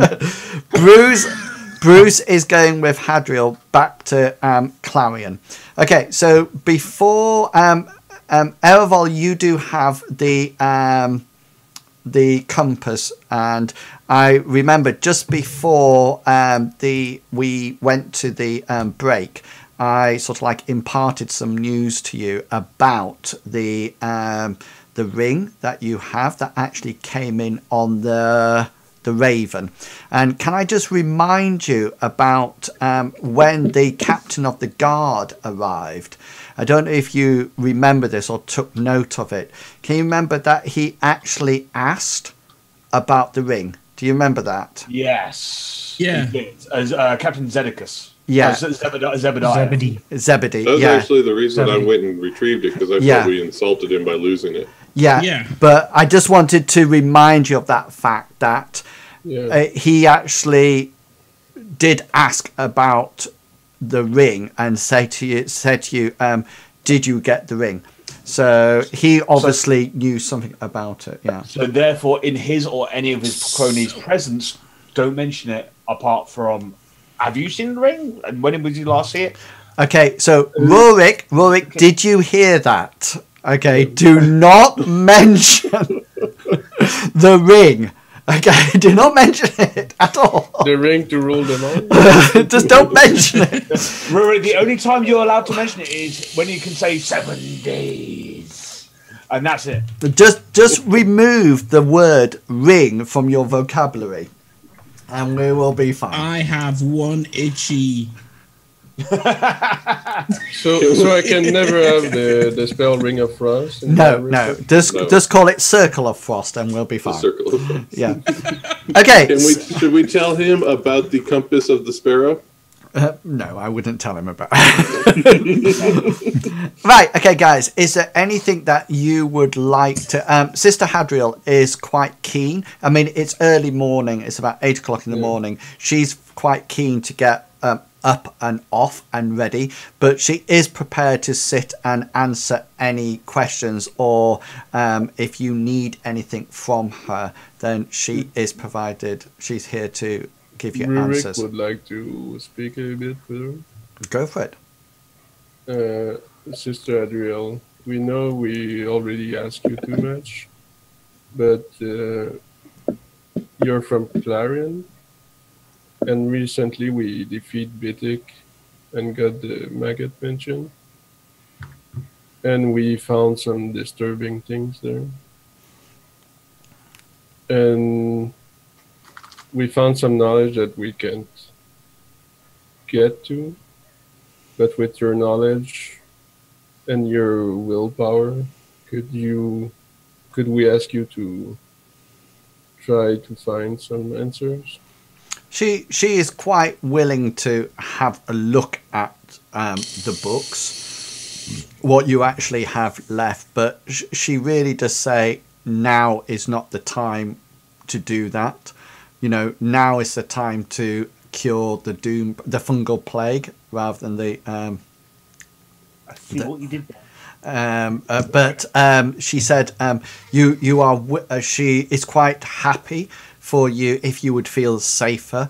She's quite happy for you to lock them away in her chambers up above this room for safekeeping. She doesn't sort of like think that it might not be a good idea to cart these round the wilderness with you. So, but she says it's completely up to you. Who's bashing their keyboard?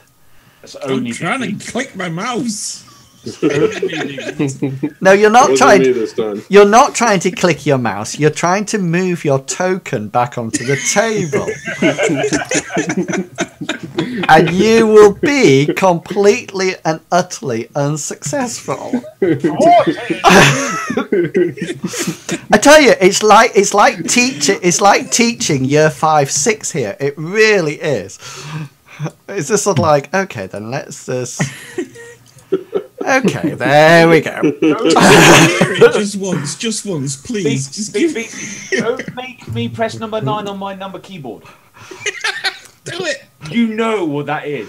Don't make me press mute all. By the way, whoever doesn't know what number 9 is on my sound effects soundboard, it is It's actually in Wills. a clip of Inwell saying, "Get off the table, no!" Which is copyrighted, and I am expecting royalties royalties from it every single Every time. time that I play it, it's like, isn't that good? Isn't that such a good thing?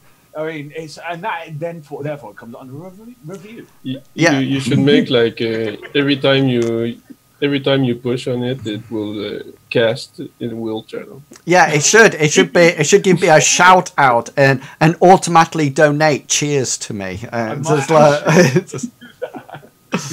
Okay, so anything else? So she's quite happy for you. If you wish to leave the stuff here, you can do it. Alternatively, she will. Yeah, thanks for the cheers. See, and there it is. It's Via Cryptex. Yeah, it's coming just by you. I hope you caught it, Julius. No, other side. Other side. Grab it. Oh, it fell out. Oh.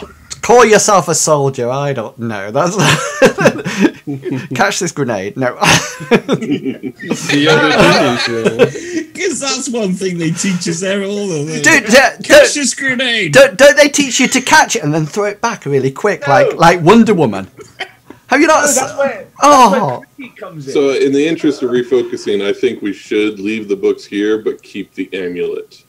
Yeah. We don't want to leave any of those behind. Because do we want to bring like really evil and unholy books into a really holy place? How easy is it to get back here? We know where It was only a day or two's Yeah, travel. yeah. Okay, fair enough. A day or two. I would like to ask her and beseeching, as my fair lady, you've done so much for us already. Is there anything that you could give us that could ease our travels of completing this quest? Myself or my fellow compatriots. Yeah, She says, "What have you done with the potions of healing?" She walks over to this. Can you see that? Yeah, she walks over to this cabinet here, and she takes out what seems to be a small tub of something, and she walks over to just next to you, Julius. So she actually comes up and she says, she plonks it on the table and she says, "Rub it on your thighs, dear. It will help no end." My gracious thanks, my lady. As I walk out like John Wayne style. Yeah, so like. Okay, she is prepared. Anybody else want to? Ereval, Tenariel, Bazooka, do you wish to say anything? I have those barbecue potion, I call them. Do you know anything about them? Oh, is this the one from Betik's mansion? Yes. Yeah. Okay. Yeah. She can tell you that she does a detect magic on it, and she informs you that it's actually a potion of fire resistance. So if taken, it will give you +2 to your saving throws against fire spells, and you will only take naturally half damage from any fire base, whether or not it be magical or normal. So generally, if you have taken the potion within time and it lasts for 10 rounds, and did you write down how many? 5 uses left. Yeah. 5. So well done. So it'll last for 10 rounds. Okay, so you got 5 lots of 10. You must have taken it beforehand. It's not a case that you can get burnt then suddenly take it and get the resistance. So generally, if you have taken it beforehand, and you got blasted by a fireball, you will get +2 to your saving throws. And then normally, if you saved, you would take half damage. And if you didn't save, you would take full damage. If you've got this potion in, if you didn't save, even with the +2, you would take half damage. And if you did save, you would take no damage from that fire. Okay, here we go. Julius, you stay in front, attacking whatever we're going to attack. Now, you do your thing. You'll be fine, Julian. You'll be fine. Who had the horn with that we thought was a potion? I've got the potion of healing, I believe. The horn. No. I have the healing. Hold on, 3 of 5. I have the potion of healing. Actually, I think I might have the. I've got you've got of a cloak. question mark. Yeah, you have the cloak. No, yeah, that's actually really true. What do I have? Oh no, I think I identified it as a potion of healing. Yeah, but we didn't know the you know that it's a potion of healing. Yeah, we said that at the last one that it does 1d10. Yeah. Ereval and Tenariel and Julius, is there anything else that you would like to ask? Yes, I would say, sister, are you familiar with any individual or group who would be capable of dispensing or spreading this plague? Because it feels like it must be intentionally have been created for some malign force. She tells you quite adamantly that it has been created. There is no doubt about it that it's actually been created. This is not, although it appears natural, i.e. it's a fungus, it's been corrupted, because your normal everyday toadstool would not attack a person.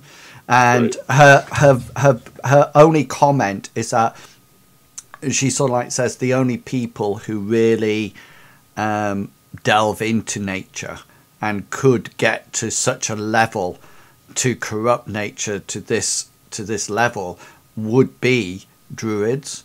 However, she says all the druids I'm aware of are quite good.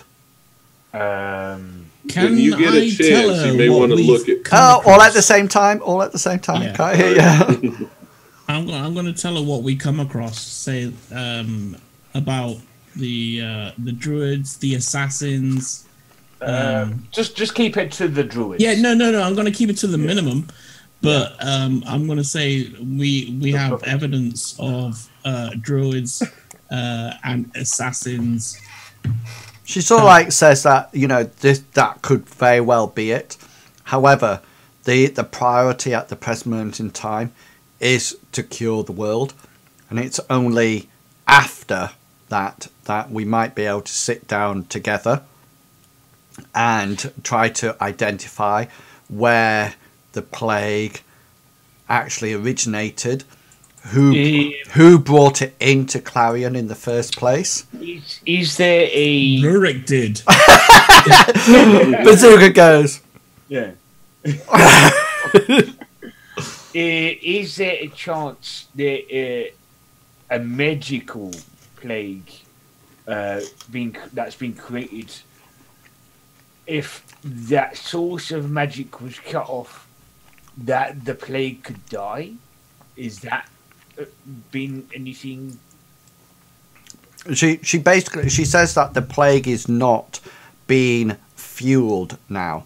The plague, even if this was originally a spell, it has grown and taken on its own. It is now a sickness, a malign force in and of itself. So we also need to tell her about the dome of magic and the voice underneath the manor. Do you want to tell her that? Yeah. This was that Julius was saying keeping it to the bare minimum, and that is not keeping it to the bare minimum. That's like telling you all. Yeah. I was gonna say, if we're gonna come out and tell everything, then we may as well. I think is key, because we don't know who is. Just look at the Book of Dread. Is it the Dread with the assassins? You don't have that book anymore. That's with but we kind of know some details. You do, yeah. We've been told that there are people in every town that are a member of the Dread assassination. Correct. So we don't know who they are. If we go spouting like everywhere that is like, there's assassins about and everything like that, we could be talking to one, or we could be saying, or it's like, again, with every single one of these books, we could be talking to one. Yes. Well, okay. Don't forget, guys. If that was the case, she would be like, "There's nothing I can do for your friend. He's pretty much." You would probably be dead too. All of this conversation should be taking place in front of the woman that we're talking about. Yeah, don't worry. We can't talk. Yeah, no, you can't. You can't do that. Oh, okay, fine. It's like, Everfall, is there anything that you would like to ask about the ring? Well, I thought I already had. I asked if there was anything she could tell us about it, because we had just received it. Yeah, I'll bring it up again. Anything more that you would like to ask about it? I'm not saying that there's more information. I just want you to have the opportunity. Oh, understood. Is it, looking at it, is there anything on it other than that crest that she told us was the Queen's? No, it just looks like it looks like a signet ring, and it is quite dented, and it is beveled, so it looks like it could actually be pressed against wax. So it would give the seal rather than just like a pretty ring. It's something that she could seal a letter to, and you think that's why it's so important. She said that it's very strange to see it off the Queen's finger, and that's probably why, because it would mean now that she doesn't actually have a ring to seal messages and things like that. How easy is that to get forged? Very. Because as soon as she went up to somebody and said, could you forge that, then they would know it would be the Queen's ring. Okay, fair enough. So they would immediately say, I mean, to give you an idea, there's only 2 rings like this. One has the butterfly on, one doesn't have the butterfly on, one belongs to the king, one belongs to the queen, and that's it. There are no other rings. And, just out of interest, if somebody did create a ring like that and used it, then it would be high treason, which would be... yeah. It would be... the sentence would be death. Off with his head. But with the force and the acknowledgement of what's going on in the town that we've just left, it's obvious it is the Queen's. It's definitely the Queen's, yeah. Yeah, it's definitely the Queen's. Okay. By the way, I kind of keep an eye on Bazooka because he's been taught by the thieves underling through Borealis. Which I've kind of picked together. I know that if he gets his hand on this ring, he would try to either forge it or something like that. And I do not want that to happen. I am appalled that you would think that.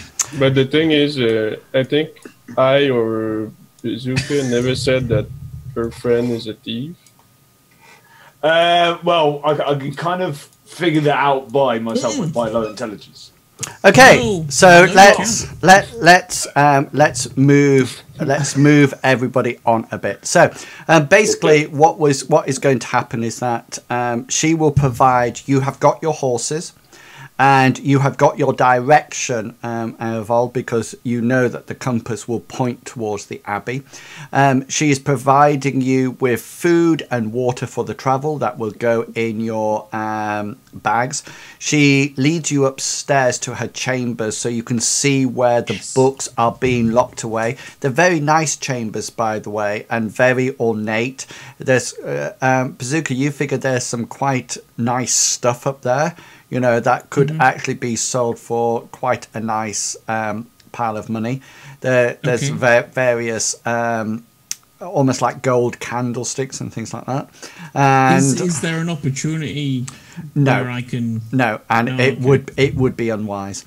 And then she sort of like takes you out the front, and she.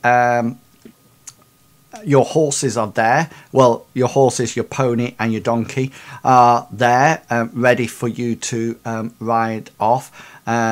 Bruce is there in his full battle armor, which looks quite impressive, Bazooka, and he's wielding his great axe, and Sister Hadriel sort of like brings out this white steed that she's actually riding off.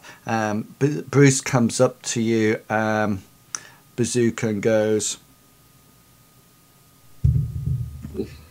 and sort of like goes boom like that, and you notice Bazooka. Bruce goes boom like that. Bazooka goes and just like minus 20 hit points. And takes 20 hit points of damage. Falls back on herself, and Bazooka does make a perception roll.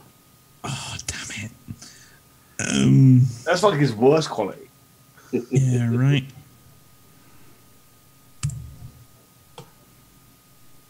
Oh yes. You're not too sure, but just as you see Bruce turn away to follow the sister out, you almost like you might have been mistaken it, but you think there might have been a slight tear Oh, Oh, you got a friend in me. in his I've got him. Yes. You got a friend in me. Excellent. So you guys, the actual compass vault leads you away from the going deeper into the forest. It almost like heads you back out onto the plains, but it's not causing you to go towards Clarion. It's causing you to go away from Clarion.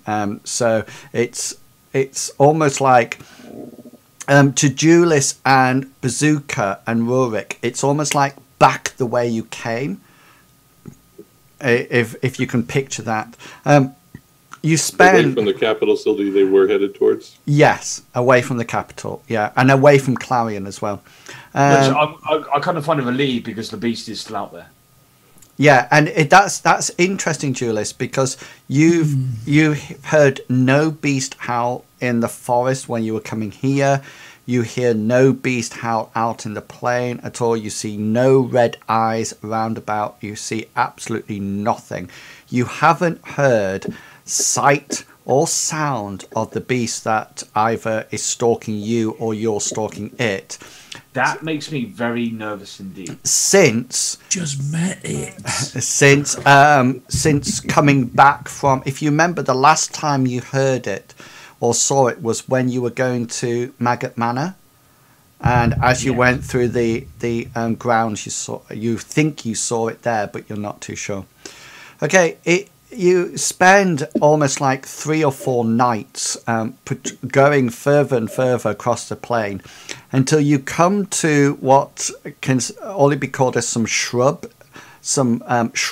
very similar to the shrubland that you hit as you can you remember when you went to the pool, and you went down underground to cleanse the pool, very similar to that. However, you carry on progressing, and the shrubland changes to foothills, and then the foothills changes to almost like mountains, and you get to a point that and now it's really difficult to follow the compass, because beforehand, if you moved a lot, you know, the needle roughly pointed in the same direction, but now as you get closer and closer and closer, a slight piece of movement sort of like flicks the needle from one place to another. And after you get to the point that you spend actually almost like 6 hours, like a whole day, trying to find where it's telling you to actually go. And you actually come across what appears to be a mountain pass. And I didn't want to interrupt your narration, but can I jump in with 2 things real quick? Yeah. One, just to clarify, once we discover whose that ring belonged to, I am no longer wearing it. Oh, yeah. I'm going to keep it in the coin purse along with the compass. Cool, yeah. Which obviously I bring out periodically.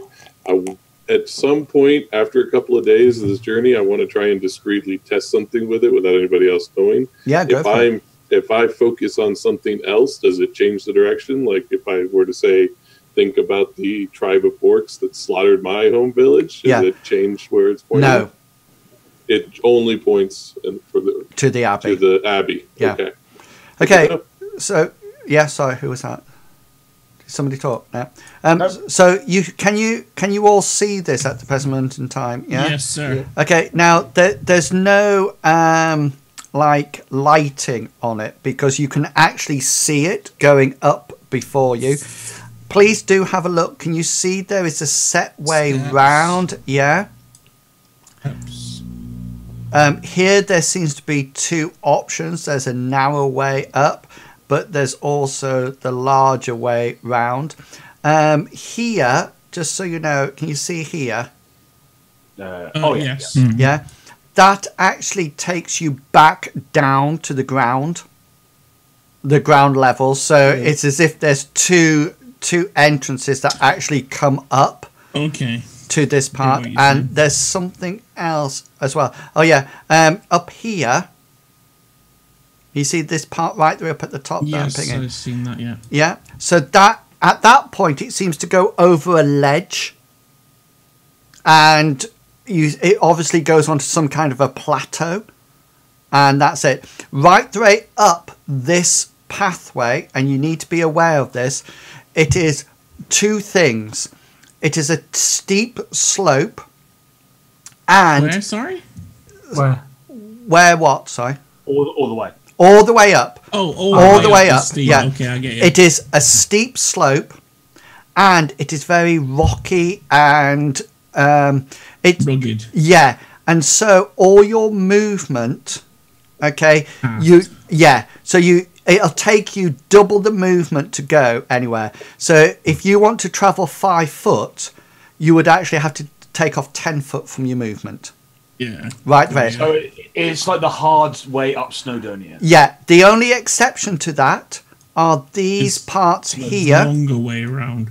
Yeah. The steps. The steps here, and because they actually have been carved in, that's actually just normal movement. So technically, if you wanted to move from here, can you see where I am?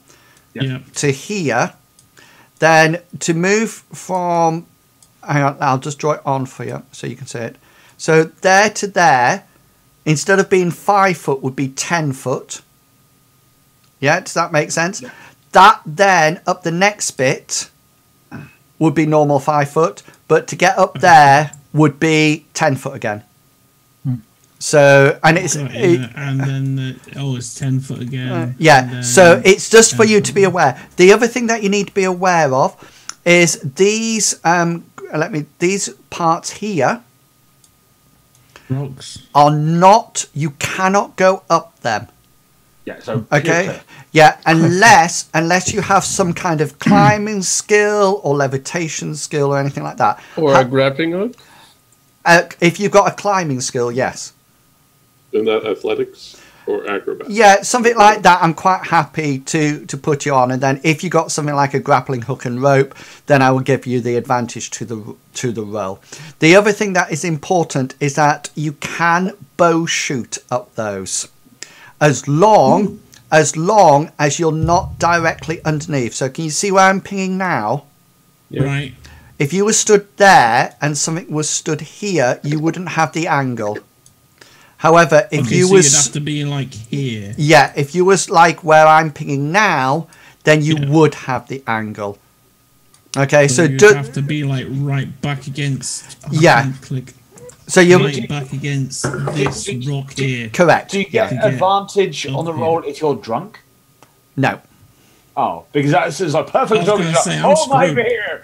The only other thing is that your horses are finding it more and more difficult. The only two sort of like horses or donkey. The donkey and the pony are actually the only two that are actually coping with this better.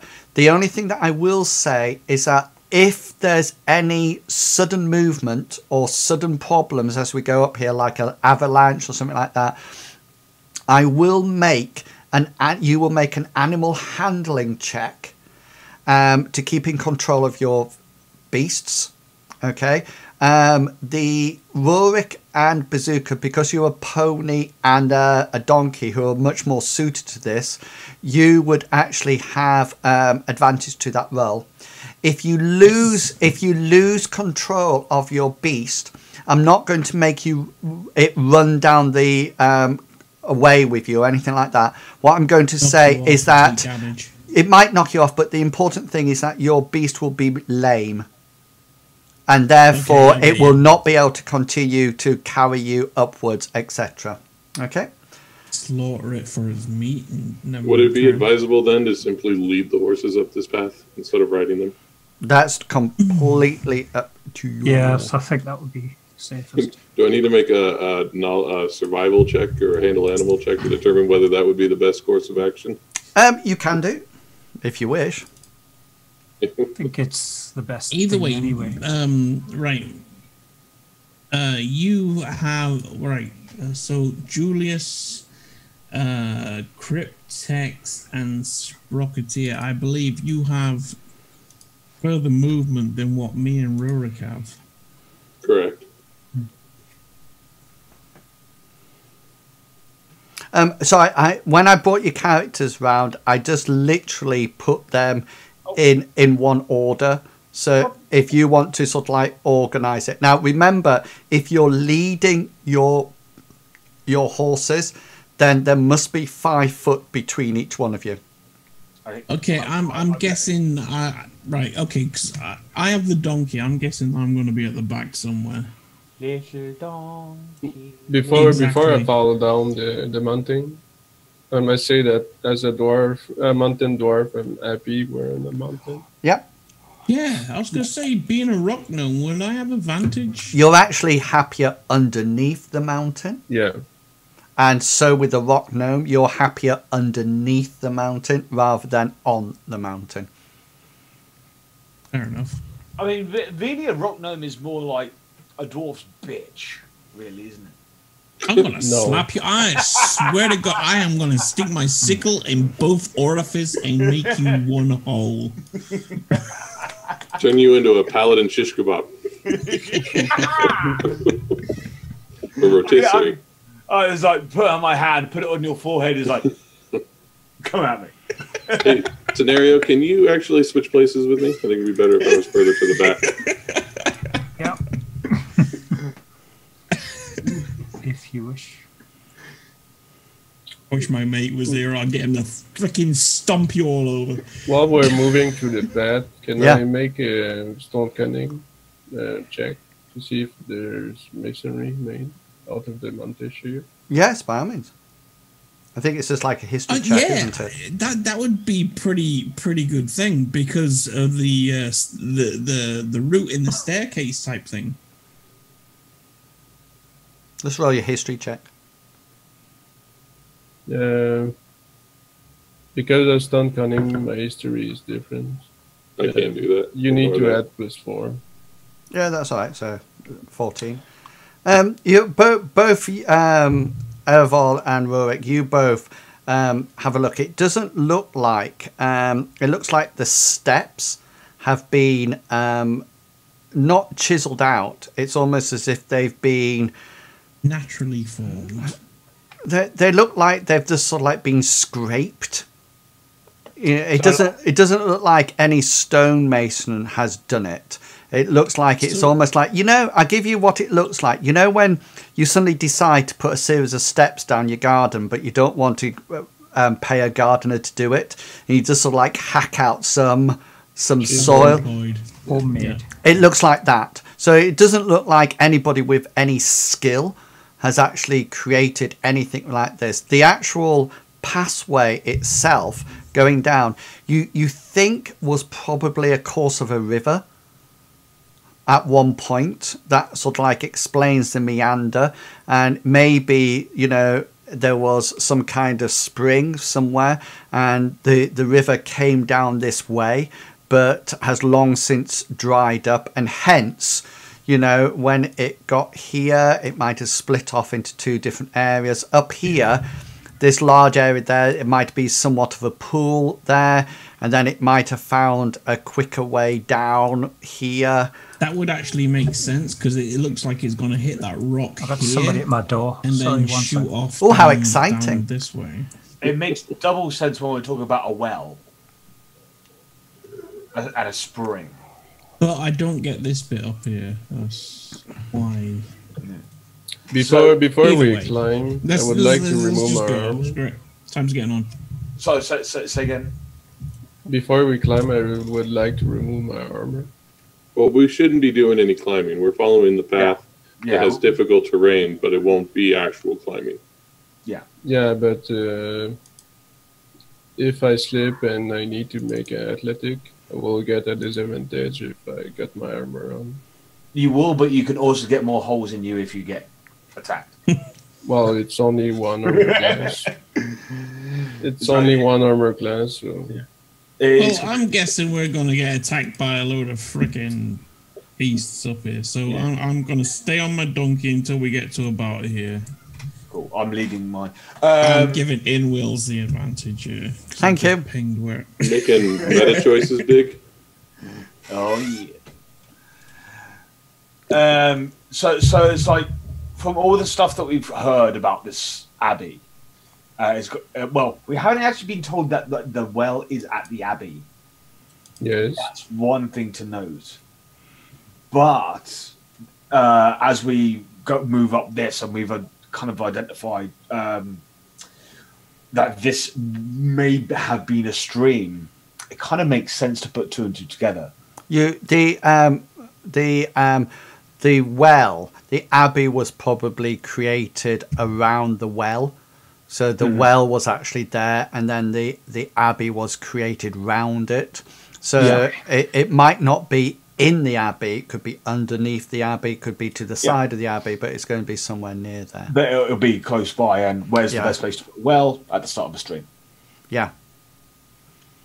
This could have once been a healing river. Mm-hmm. Okay, guys. So lead the way, Paladin. Roger. Yes, sir. Butt scratcher. Butt scratcher. Okay, so Julius, I'm going to put you there. Oh, hello. Can you see where you are? Because just before then, the path is quite obvious up to that point. Because can you see then you've then got two directions to go. So if you keep Julius there, if everybody can move their tokens up, it depends. I've got their horse behind me. Yeah. So which let's do. What is it saying? Edit token. You right clicking it? No, I just left click. Left click moved him up. Do you have the arrow set on the left side? I moved him up. Edit token thing comes up if you click on the cog. I just click. It's okay. I just clicked the X. I got rid of it. I don't know. Yeah. Ripper. So I'm just putting you some ponies. As we get to these stairs, I'm going to suggest if I can make my way to the front and just have a look for tracks to see if there's any recent movement up this pathway. Right, guys, I'm going to just before I did hear you, so I'm just going to do this. I'm going to give you command over your steed. Shall I? Quick question. No, it doesn't matter. Nariel, are you sure you wouldn't want me to check for tracks? I've just suggested that. But I can still check for tracks. I still have survival. What is your survival? It's not as good as ours, though, is it? Probably I was going not. to say, yeah, yours is pretty lame. Proficiency 2. Like you're striking. 2. But, yeah. Mine is 4. Mine is 5. All right, then you do the tracking. But the thing is, the abbey is supposed to be closed for like thousands of years. I bet any track that was there. This route is supposed to be closed. Before. Well, the idea is to just look and see if anyone's been up here recently. Yeah. That's what I was suggesting. No, I was going to... It was in the back of my mind as well. Yep, that's absolutely fine. If you want to move yourself to where you want to be. Oh, I want to be up here. I meant to Nariel. And who's holding on to a horse? Yeah. I can't click on my horse. No, you won't be able wait, to. it has health. Yeah. I I've see given it it has health. because what I was thinking, I was going to give you control, but then I thought actually I will control the horses because if they suddenly want to bolt, then I will decide where to go. You're in, Yeah. So roll your tracking then, or your survival, sorry. I'd like to assist. Yeah. So Tenariel will roll. Yep. Just put your Bazooka. You can't be on the same square as somebody else. Then look, he's riding his horse. I'm on my pony. Okay. In which case, you will be Behind it. No, you will be the horse. I will be the. Okay, Yeah. I get you. Got you. 13. Yeah, you don't think anything's been up this pathway for some time. It seems that you are probably the first people to actually venture up here for a long time. I shall return to my position then. Okay, and it's as you tell get, everyone it looks clear. excellent. It's as you get back to your horse that this sound, suddenly you start to hear something that is almost like wafting down the canyon, and it's sort of like echoing off the walls, and it's just this sweet singing, and it's just this singing that is going, it's almost like celestial and angelic, and like a mermaid. And it's very soothing and very relaxing and very, can you make wisdom saving throws for me? Shuzbot. Oh, that's intelligence. Wisdom. Oh, please. Oh, wow. Not advantage though. Oh, yes. Oh! Well, it depends on what kind of effect it is as an elf. True. Is it a charm spell? A half elf. Yes, it is. I Yes, think elf it are is. immune to. Yes, it is. Elves have advantage on saving throws against being charmed Yeah, I know. or being put to sleep. Okay. Yeah. What's your Rurik? Do you have anything against it? No. No. Okay then. Right. Okay then. These this sweet sound sort of like wafts down the canyon, and you can hear it sort of like coming right the way down and lulling, trying to sort of like take over your mind. You notice straight away that all the horses stop dead in their tracks, and they just sort of like tilting their heads to one side. They seem to not be moving. They're not panicked, or they're not trying to do anything apart Is this from magic? apart from just listening to the wonderful sound that is coming down. Now, let's have a look. So, Cryptex, you have advantage, so you get 22. Spocketeer, you get advantage, so you get 21. Bazooka, yours. Is this classed as magic? Why do you ask? Because my known cunning has advantage over intelligence, wisdom, and charisma saving throws against magic. Hang on a minute. Let's just That one. Let's just see what it says. What's it called, Si?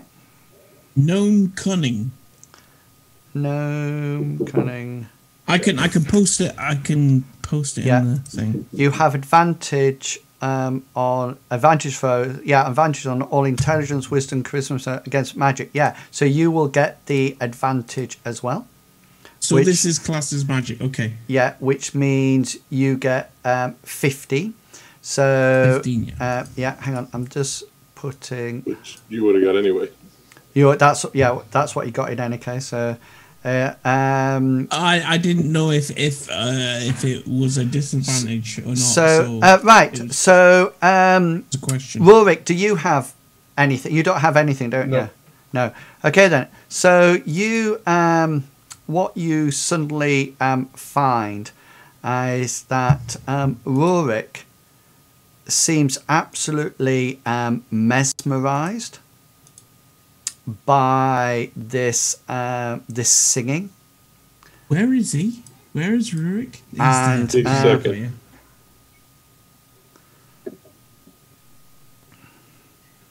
Oh, that's way out my reach.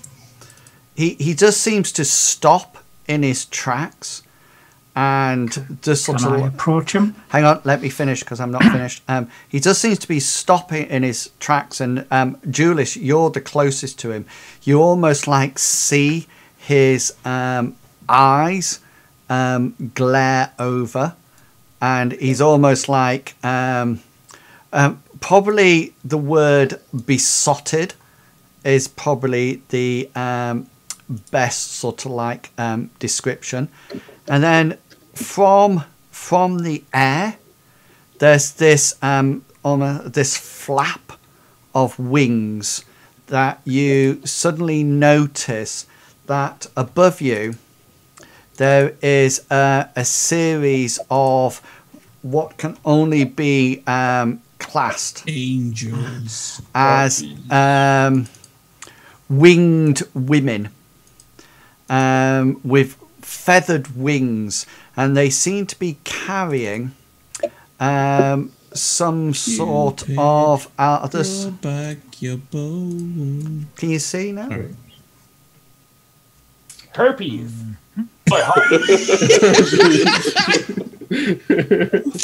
Okay. Dude, that was awesome. Sorry.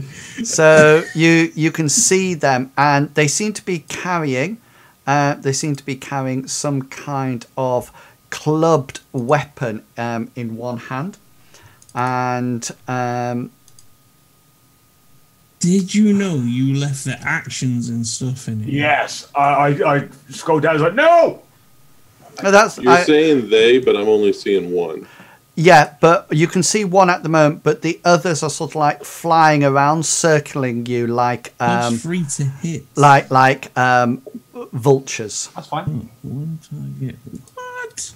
I'm smaller than that, so that, Do you want that should be a to know? disadvantage. I think there's a big difference between telling me that you can see it and ignoring it, and then Yeah. telling me that you're seeing it and then proceeding to read it. Read it. Yeah, I've actually- no. I don't know if that's something that you put in for us. Okay, guys, let's roll some. Don't. Dang it. Let's roll. Let's roll some initiatives. I used my contact to phone Bruce. You're like Bruce. Oh, Shuzzbot. Okay. What am I looking at here? Initiative. Well, that's going to take a while for me.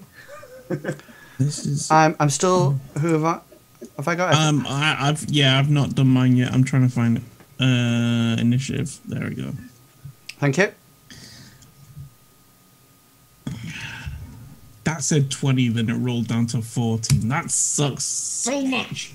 Welcome to the dice roll. I still don't have yours, Julius. Oh, really? I did roll a 7. You rolled a longsword attack. Yeah. Oh yeah. Oh shit. Try to concentrate and hit the right things. Sorry. 7. Thank you. What? Okay, 8. You got +1. Why have you changed your character to He-Man? Because I am. I was counting so. Oh, what does it see? How long it took?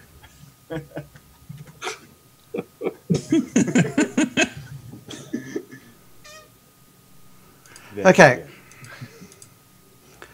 So we'll leave it there, and then we'll come back to it next week. So as always, I like to give people the opportunity to say who they are and where they can find. I'm where big you can beastie and find I them. quit.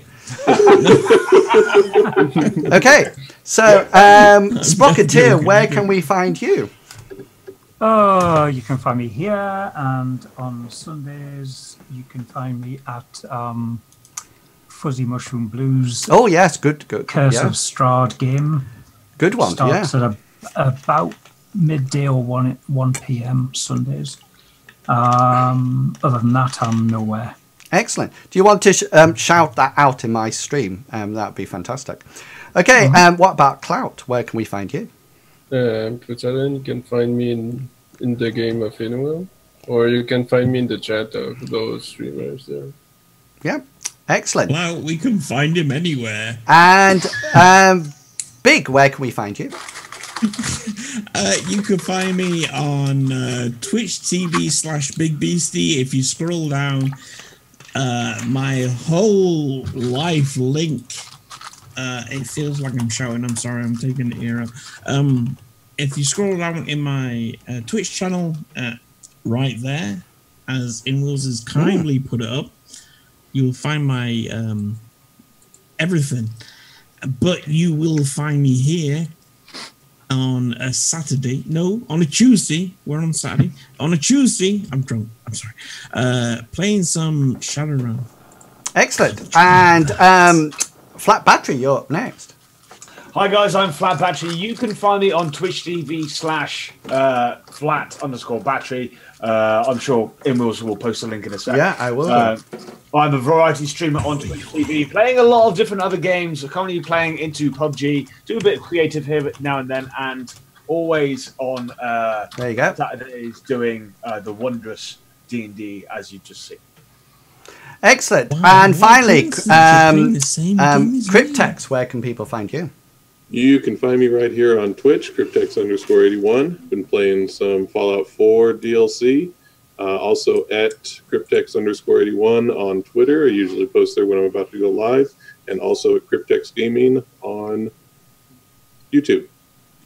Excellent, fantastic. So, guys, can I just say thank you very much if you came along tonight and you either hosted the game or followed it or participated in the chat. I really do appreciate that.